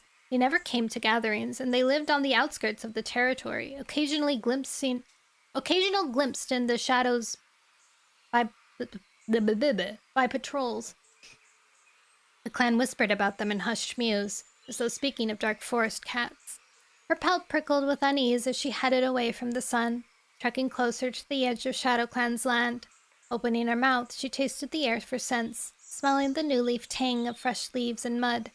The ground turned to grass beneath her paws, sloping steeper. Beech and alder grew here. Rowan bushes crowded between the trunks. She slowed, aware that she could already be on rogue territory, and ducked closer to the bushes. A pelt moved ahead and she stopped, her heart lurching. A tom was carrying prey up slope. Twigpaw froze and watched as he padded between two rows of ferns and disappeared from view. Spying?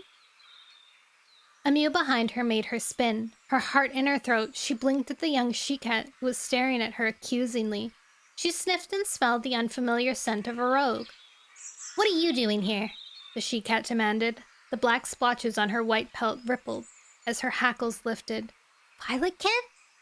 Relief surged through Twigpaw. Violet Kit looked well. The rogues clearly hadn't harmed her. Twigpaw stared, hardly able to believe that this sleek young cat was her sister. Muscles showed beneath her pelt. Her paws had grown wide, sharp claw tips showing beneath her fur. Twigpaw hesitated as Violet Kit stared back. Was that suspicion in her gaze? "It's me, Twigpaw." Violet Kit narrowed her eyes. "I'm Violet Paw now." Twigpaw blinked at her. Typo. Shake my head. "Isn't she pleased to see me?" "I came to find you." "Why now?" Violet Paw's gaze didn't betray anything. "I found something out.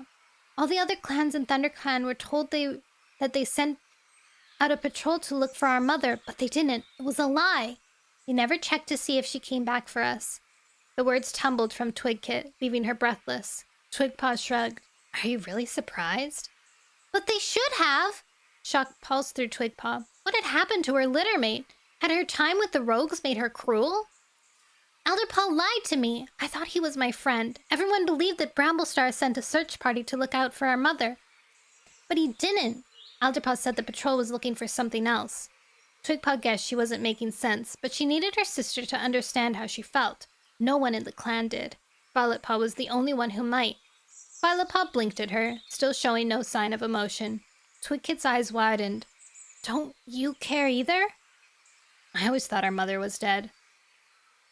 Violet Paw frowned. Twigpaw could see that she was thinking, why else would she leave us? What if she came back after Elderpaw took us? Violet Paw tipped her head. She'd have found out we were gone. "She might have been looking for us." Twigpaw willed her sister to feel what she was feeling. After all this time? Violet Paw looked unconvinced. "Don't you want to find her?" Frustration welled in Twigpaw's throat. The break-in behind Violet Kit swished. "Find who?" Needlepaw patted out. Violet Paw jerked her muzzle round, her pelt prickling guiltily. "Hi, Needletail." Needletail. The Shadow Clan apprentice must have been given her warrior name after leaving her clan. She stopped beside Violet Paw. "Find who?" she repeated, her ears flattening. Twigpaw lifted her chin. "Our mother," she mewed, ignoring the fear rippling through her pelt. Needletail had grown. Her body was long and slick, her tail thick and glossy.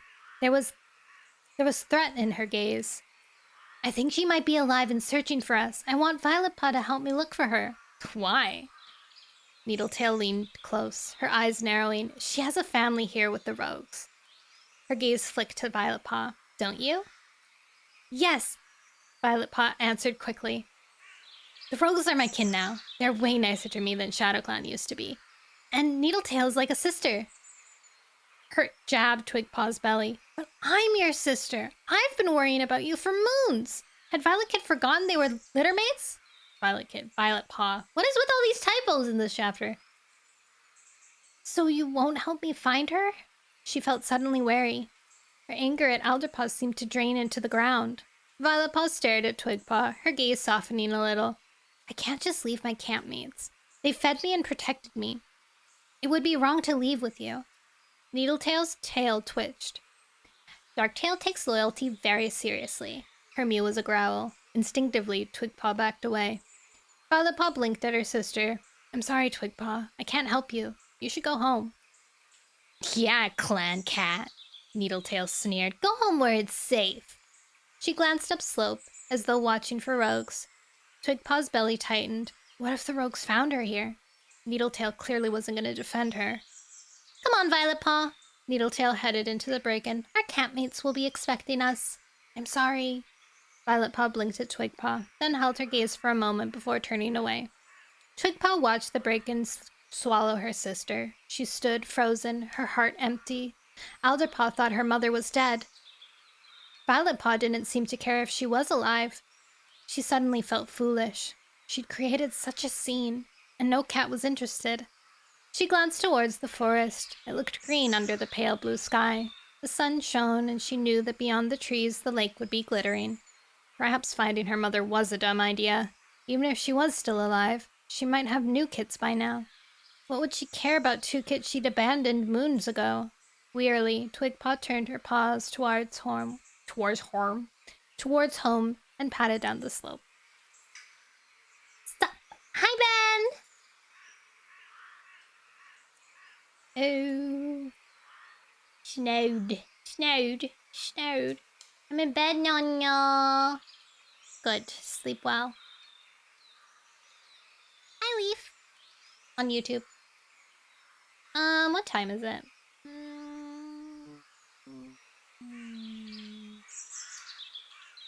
I can read another chapter. Let's read another one. Chapter 13. Violet Paw glanced over her shoulder, trying to catch a final glimpse of Twigpaw through the bracken. But the young stems bracken. The young stems blocked her view. Doubt tugged in her belly. Should I have gone with her? She is my littermate after all. Hurry up! Needletail flicked her tail as they broke from the bracken and reached the smooth stretch of grass that led towards camp. The hunting patrols will be back soon, and I'm hungry. Patrols! Violet Paw huffed quietly to herself. The rogue's idea of a patrol was nothing like ShadowClan's.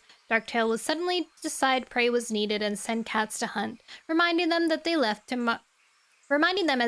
mark the ground's ever-changing borders. There was no sense of organization and routine she'd been used to in ShadowClan. Perhaps they'll learn it eventually. Violet Paw quickened her step. She had hardly recognized her sister. Twigpaw looked so different, and she seemed so ThunderClan. Violet Paw suddenly understood what Needletail, Beanos, and the other former ShadowClan cats meant when they joked about ThunderClan acting as though they were better than every other clan. Had Twigpaw really expected Violet Paw to abandon her campmates to go on some mouse-brain mission to find their dead mother? Violet Paw's pelt prickled irritably.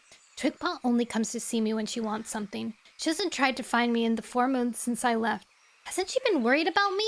She huffed to herself. She thinks her needs are more important than anyone else's. Besides, what makes her think their mother was still alive? Of course she's dead. Why else would she have left them? Twigpaw thinks she's so smart. Typical ThunderClan. Violet Paw huffed to herself crossly. Needletail glanced at her. What are you growling about? Violet Paw shook out her pelt. Nothing. She didn't want to complain about Twigpaw to Needletail. Twigpaw was annoying, but she was kin, although Needletail felt more like her kin now. But what about the others? Violet Paw wondered if she would ever feel as close to the other campmates as she did to Needletail. Raven wasn't as kind as she had been before Violet Paw had joined the group. Aww. None of the rogues were, and the ShadowClan cats who had joined them had as little patience for her now as they had had when she was living with ShadowClan. But I have Needletail. Violet Paw comforted herself. She's all I need. Paw steps thrummed the ground. Violet Paw had followed Needletail's gaze as her mentor looked towards the camp. Rain and Sleek Wister bounded after them, each carrying a mouse. They skidded to a halt beside Needletail and Violet Paw. You're running! Needlepaw blinked at them in surprise. Is a fox chasing you? Sleek Whisker dropped her mouse. Why shouldn't we run? We're worried that our campmates might be hungry. She flashed Rain an amused look. Weren't we? Rain purred. Sure. Oh my god! Wait, no way! Rain got together with Sleek Whisker? Oh my god. Bro's playing them. This is not good stuff. This is terrible stuff. I just rest. Have fun reading. Currently sick. I hope you feel better. Oh my gosh. Poor. I mean, not poor. You dodged a bullet, Needletail, but like, yikes. He is a playboy. He was only like trying to seduce Needletail because he wanted her like presence to kind of like push her lead. She's a leader cat, you know? The others follow her, and he needed them to follow her. Gross guy.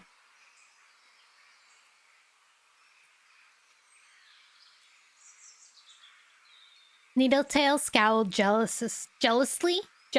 Scowled jealously? Needletail scowled jealously at Sleek Whisker and pushed between the two cats.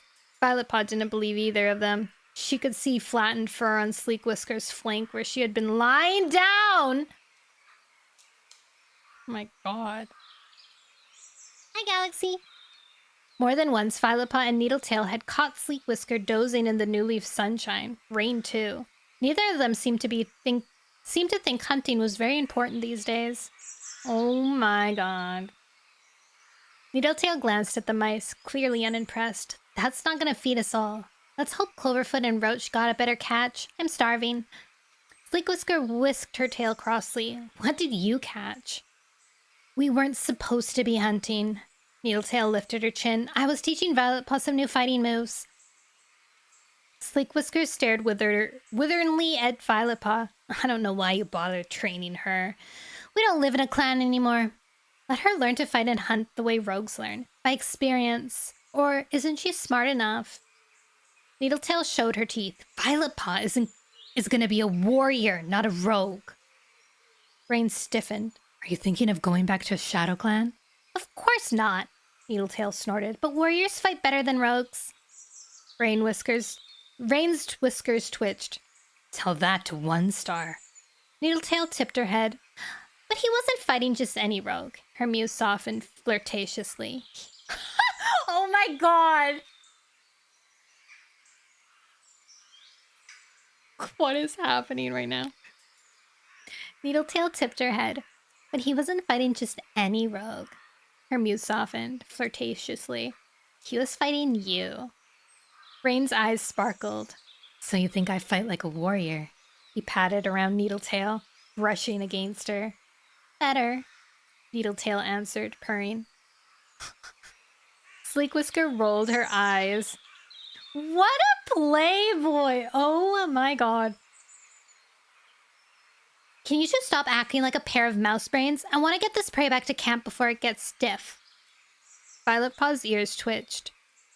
I want to get it back before Cloverfoot's patrol, so you can hide it at the bottom of the fresh kill pile. It was a meager catch, even for Sleek Whisker and Rain. Darktail had begun to notice and complain.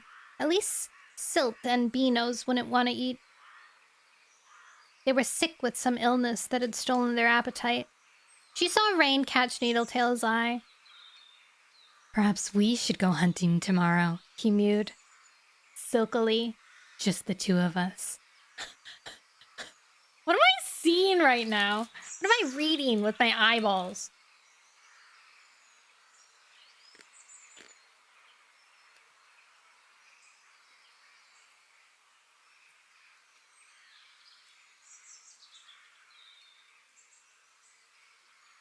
Violet Paw frowned crossly. She wasn't going to make it easy for Rain to steal her friend.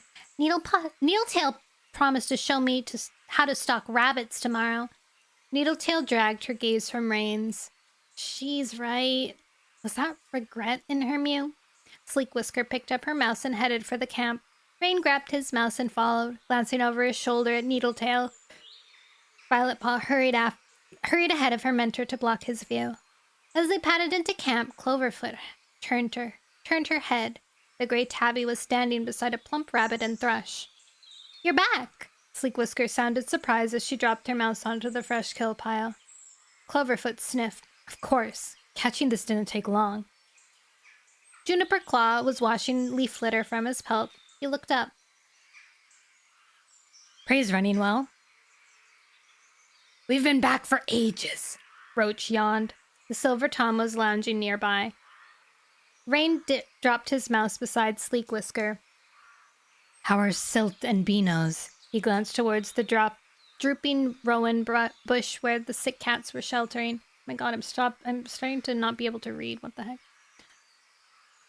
Nettle was the closest to the rogues. The rogues had to a medicine cat, but the brown tabby only knew a few herbs. He tried them all on the sick cats, but nothing had made them better. Rain shrugged. Oh well. He sniffed the rabbit hungrily. More prey for us. Wait! A sharp growl sounded outside the camp. Violet Paw tensed as she recognized Darktail's mew. The rogue leader padded from the long grass edging the camp, his menacing gaze fixed on Rain. You're getting nothing from the fresh kill pile today. Rain's hackles lifted. No cat tells me what I can't eat. You want to eat?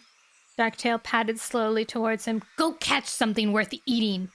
He stopped beside the fresh kill pile and hooked up a mouse with his claws. This is kit food. Violetpaw glanced nervously at Needletail. There was a threat in Darktail's mew, and Rain was eyeing him challengingly. The Grey Tom had been standing up to the rogue leader more and more often. Yesterday, he'd refused to go on a patrol. Are they gonna fight? She whispered. Hush! Needletail didn't look at Violetpaw. Her gaze was on Rain. Her eyes sparkled eagerly as the long-furred Tom stepped closer to Darktail. The prey I catch isn't good enough for you? Rain growled. The rogue leader lashed his tail. You've been bringing less and less back to camp. He dropped the mouse. This is the most pitiful offering yet. Rain's eyes narrowed to slits. Have you been counting what I catch? Of course I have, Darktail hissed. I'm the leader of this group. I make sure every cat pulls his weight. You sound like a clan cat, Rain sneered. So? Darktail lifted his chin. They live well. If you like rules, Rain flexed his claws. Rules will keep our bellies full. Darktail spoke slowly, his vicious gaze not moving from Rain. Is that why we came here? Rain hissed. To hide behind bushes and hunt prey when no one else wants. He flicked his tail towards ShadowClan's pine forest, stretching far behind them. We live on a tiny piece of land when there's a whole territory right there for the taking. Cold fear ran along Violetpaw's spine. Did Rain want the rogues to drive ShadowClan from their land? Why? There was enough prey here, and over the past 4 moons, Darktail had seemed happy to leave ShadowClan in peace. She thought of Pine Nose and Rowenstar, Puddlepaw and Grassheart. Grassheart's kids! Was he threatening them? Hi, Zaro! We don't need the pine forest yet, Darktail snapped. For now, we've got everything we need, and we don't have to fight for it. We won't be taking over anyone's territory until I say so. Rain flattened his ears. Oui, c'est français! You've grown soft. You've grown soft. A growl sounded in his mew as he crouched threateningly. Darktail's eyes flashed. With a yowl, he flung himself at Rain. Rain reared and caught him, staggering back as the full force of the muscular Tom hit him. Dragging his claws, Rain rolled onto his spine and thrashed viciously at Darktail's belly with his hind paws. Violetpaw leaped back, her heart pounding as the 2 cats rolled, screeching across the clearing. He forgot at me. Yeah, all right, Zaro. See you next week.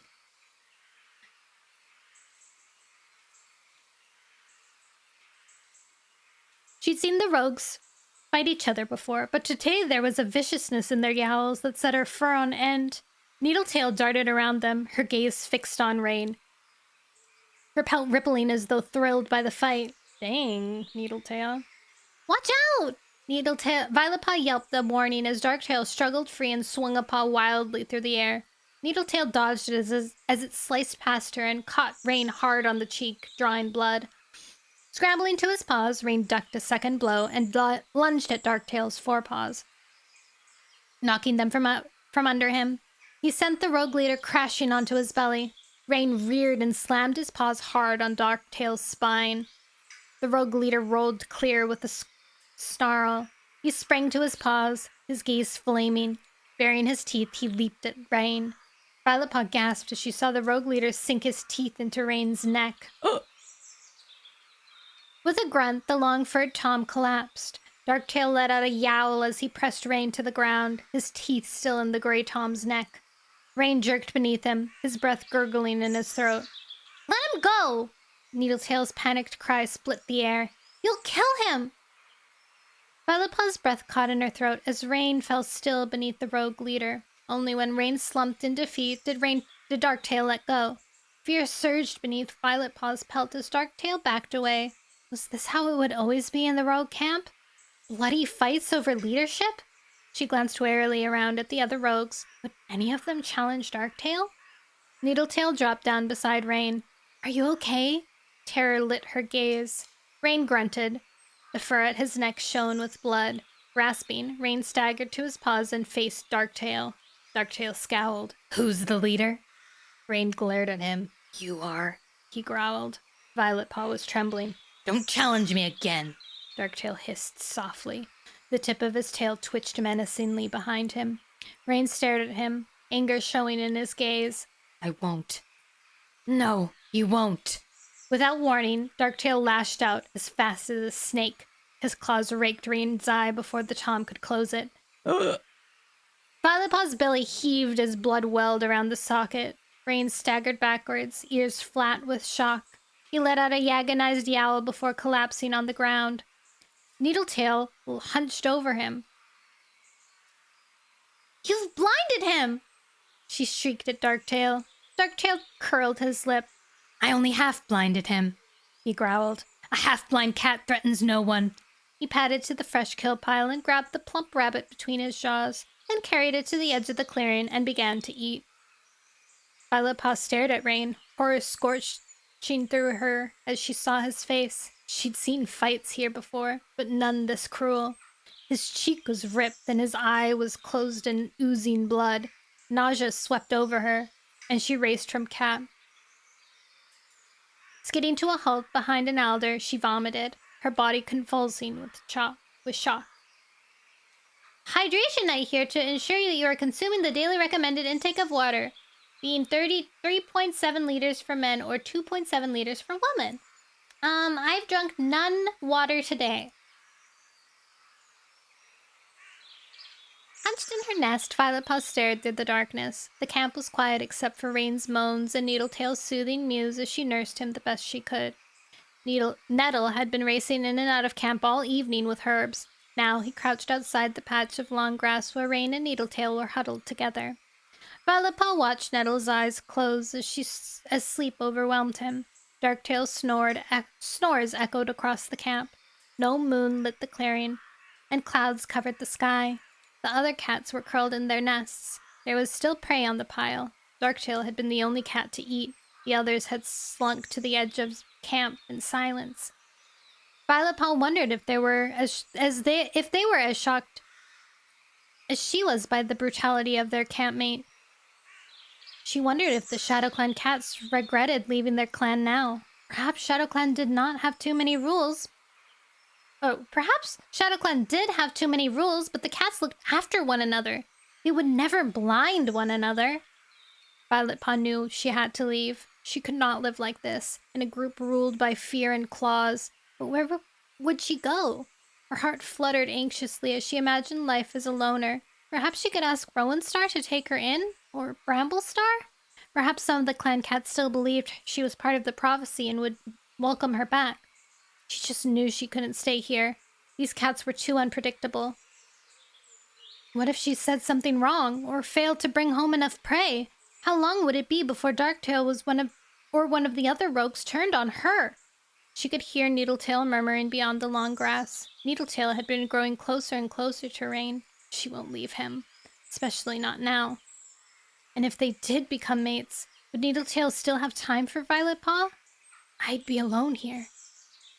Quietly, Violet Paw got to her paws and climbed from her nest, heart pounding in her ears. She tiptoed across the clearing. She paused beside Nettle, who was snoring gently now, and strained to see past him through the grass, but could make out nothing but shadow. She wanted to tell Needletail she was leaving, and to thank her, but she didn't dare risk being caught. Don't worry, Rain. It'll hurt less soon. She listened to the soft murmur of her friend. This would be the first time in moons she'd be without her. Goodbye, Needletail. Her heart aching, she turned away and headed out of camp. The scent of pine and moss filled her nose as dawn broke and an early new leaf sunshine seeped into Shadow Clan territory. Violet Paw crouched beneath a bramble, a tree length away from the camp wall. A juicy rabbit lay beside her. Would it be enough?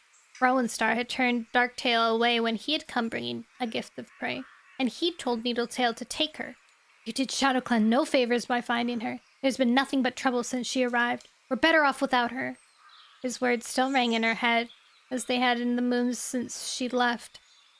Was she wasting her time even trying to come back? Perhaps she should head straight for ThunderClan territory and beg Bramblestar to take her in. Twigpaw would support her, wouldn't she? Her heart quickened with fear. What if no clan wanted her? What if they saw her as trouble, just an extra mouth to feed? The rogues would never forgive her for leaving. She'd be a loner. Who's there? Tawny Pelt's mew took her by surprise. A tortoiseshell muzzle pushed through the brambles, and Violetpaw found herself staring into the warrior's green eyes. Violet Kit? She blinked. I'm Violetpaw now. Violetpaw mewed uncertainly. She'd had no naming ceremony. Needletail had decided it was time she began her training. Did that mean she wasn't a proper paw? Tawny Pelt backed out. Come out here. She sounded stern, nervously. Violetpaw grabbed the rabbit between her jaws and crept out. Spikefur and Tigerheart stared at her from behind Tawny Pelt. Are you hunting on our land? Tawny Pelt stared at her, shocked. Violetpaw dropped the rabbit. I caught it before I crossed the border. She wasn't going to make the same mistake Darktail did. Why did you come here? Tawny Pelt demanded. Violetpaw could see confusion and anger in the tortoiseshell's gaze. I want to come back to ShadowClan. She stared at her paws, her mew hardly more than a whisper. Spikefur growled. You chose to leave. You no longer have a place here. Rowenstar told Needletail to take me. Violetpaw lifted her gaze, forcing herself to be brave. I know I was never really wanted here, but I was hoping that I could make a place for myself. Spikefur glared at her. As what? The clan traitor? Hush! Tawny Pelt turned on her clanmate. She wasn't the only one who left. They're all traitors! Spikefur hissed. Tigerheart pushed in front of the angry Tom. Violetpaw was only a kit when she left, and Rowenstar did tell Needletail to take her. She can't be held responsible for her decision. Tawny Pelt was looking at the rabbit. Did you catch that yourself? Yes, Violetpaw told her meekly. Spikefur nudged Tigerheart away. She might have brought others with her. Violetpaw puffed at her chest. I came here by myself. The others don't even know I'm gone.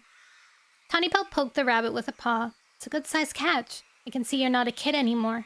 She nodded towards the camp. Come on, we'll let Rowenstar decide what to do with you. Rowenstar was resting beside the great rock at the edge of the clearing as Tawny Pelt, Spikefur, and Tigerheart escorted Violetpaw into camp. Tigerheart carried the rabbit. As they crossed the clearing, Violetpaw ignored the stares of the ShadowClan cats. She heard Kinkfur whispering to Oakfur outside the Elder's Den, but couldn't make out her words. Pine Nose watched her from the Warrior's Den. Violetpaw avoided the she-cat's gaze, shame prickling her through her fur. She guessed that Pine Nose wasn't thinking anything good about her. Stonewig and Wasptail looked up from washing as she passed the Warrior's Den. Dawnpelt was rummaging through the fresh kill pile, picking at last night's leftovers. Violetpaw glanced towards the nursery, hoping to catch a glimpse of Whirlkit, Snakekit, and Flowerkit. Perhaps they were apprentices by now. The nursery was silent, lit by the early morning sunshine. Rowenstar scrambled to his paws as he saw her. Violetpaw tensed, straining to read his gaze. Was that relief in his green eyes? I knew you'd all come back! His gaze flickered hopefully past her towards the entrance. It's just Violetpaw? Tawny Pelt stopped in front of the ShadowClan leader. She came alone. Rowenstar's eyes narrowed suspiciously. Is she spying? Tigerheart dropped the rabbit at his paws. She wants to rejoin the clans. She brought this as a gift. Rowenstar frowned. Just like the rogues. I'm not a rogue! Violetpaw flicked her tail. Why do the clan cats have to call everyone names? Anger surged through her. Did no cat want her? She'd spent half her life being passed around by other cats. First Alderpaw had taken her from her mother's nest, then Rowenstar had snatched her from ThunderClan, then Needletail had taken her to the Rogues. This was the first time she'd had any choice in the matter, and she was choosing to join ShadowClan. They were lucky. I know I'm not a clan cat now, but I want to be. I've decided to come here. But I can always go to ThunderClan. Worry flashed in Rowenstar's gaze. No. Why? She met his gaze, surprised by his own boldness. We need you here. The Shadow Clan leader looked suddenly weary. Perhaps if you come back, the others will too. That's their decision. Violet Paw was unconvinced. Don't take me as bait to catch the others. Take me because you want me as a clanmate. Spikefur growled under his breath. Don't believe her, Rowan Star. The rogues may have sent her. Could be a plot. Violet Paw scowled at the Tom. Do you really think they'd send me if they wanted to infiltrate the clan? I'm the last cat Shadow Clan wants. I'm not even clan-born. Tawny Pelt's flanks brushed hers. Rowan Star, I think we should take her back. It was brave of her to leave the rogues and risk coming here. Tigerheart nodded. She may not be clan-born, but she has the courage of a clan cat. He blinked at her warmly. Surprise prickled through Violet Paw's pelt. Was it really going to be this easy?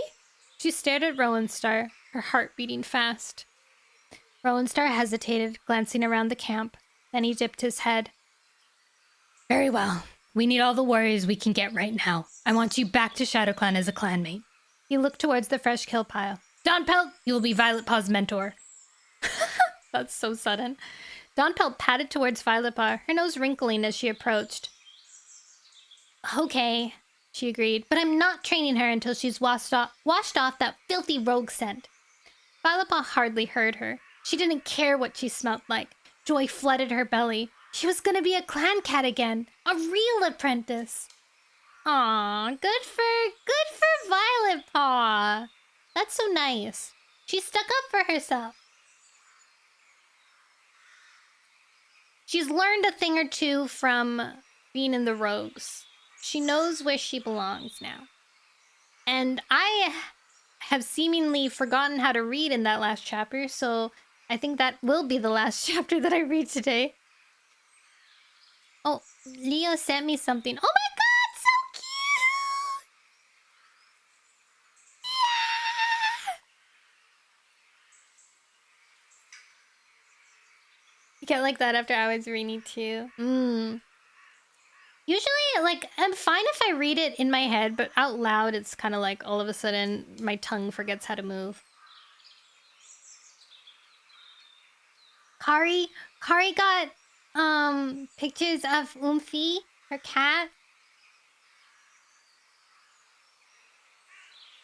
in like a little cone pillow thing for her, and she's so cute.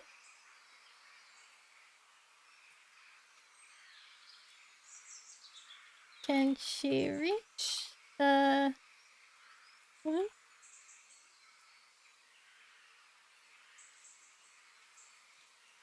Honey and some. Oh wait. Depending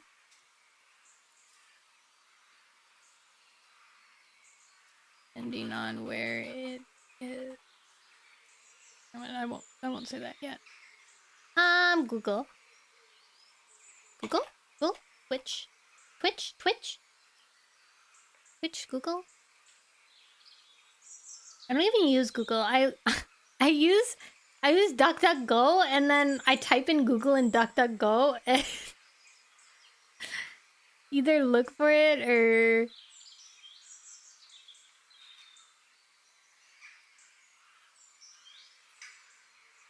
just kind of like press the button. Okay, I'm gonna read into Syringe. She's doing a co-working stream, which is something that I want to do. So maybe I'm gonna like see how she's doing it, if she does it in like a certain way or not. Hi, I am an anime girl. You're right. Okay, she recently had her debut. She has her new model that she made herself. She drew it. It's beautiful, cute, adorable. And she recently got it rigged by somebody, and now it's out and beautiful and cute, and you should go congrats her on her debut, and I don't know, co-work with her or something. I spelled that wrong. I'm going to probably clean or something. Maybe play Deadlaw? Question mark? Okay. Bye guys. Will I stream tomorrow? Stream early tomorrow? Maybe? I want to play Rain World. Either early stream Rain World or early stream rigging. We'll see. We'll see. Okay, bye-bye, you guys. I love you. I love you. Bye, bye, bye, bye. Oh my god, Fields of Mystery, I had an update today. I forgot about that.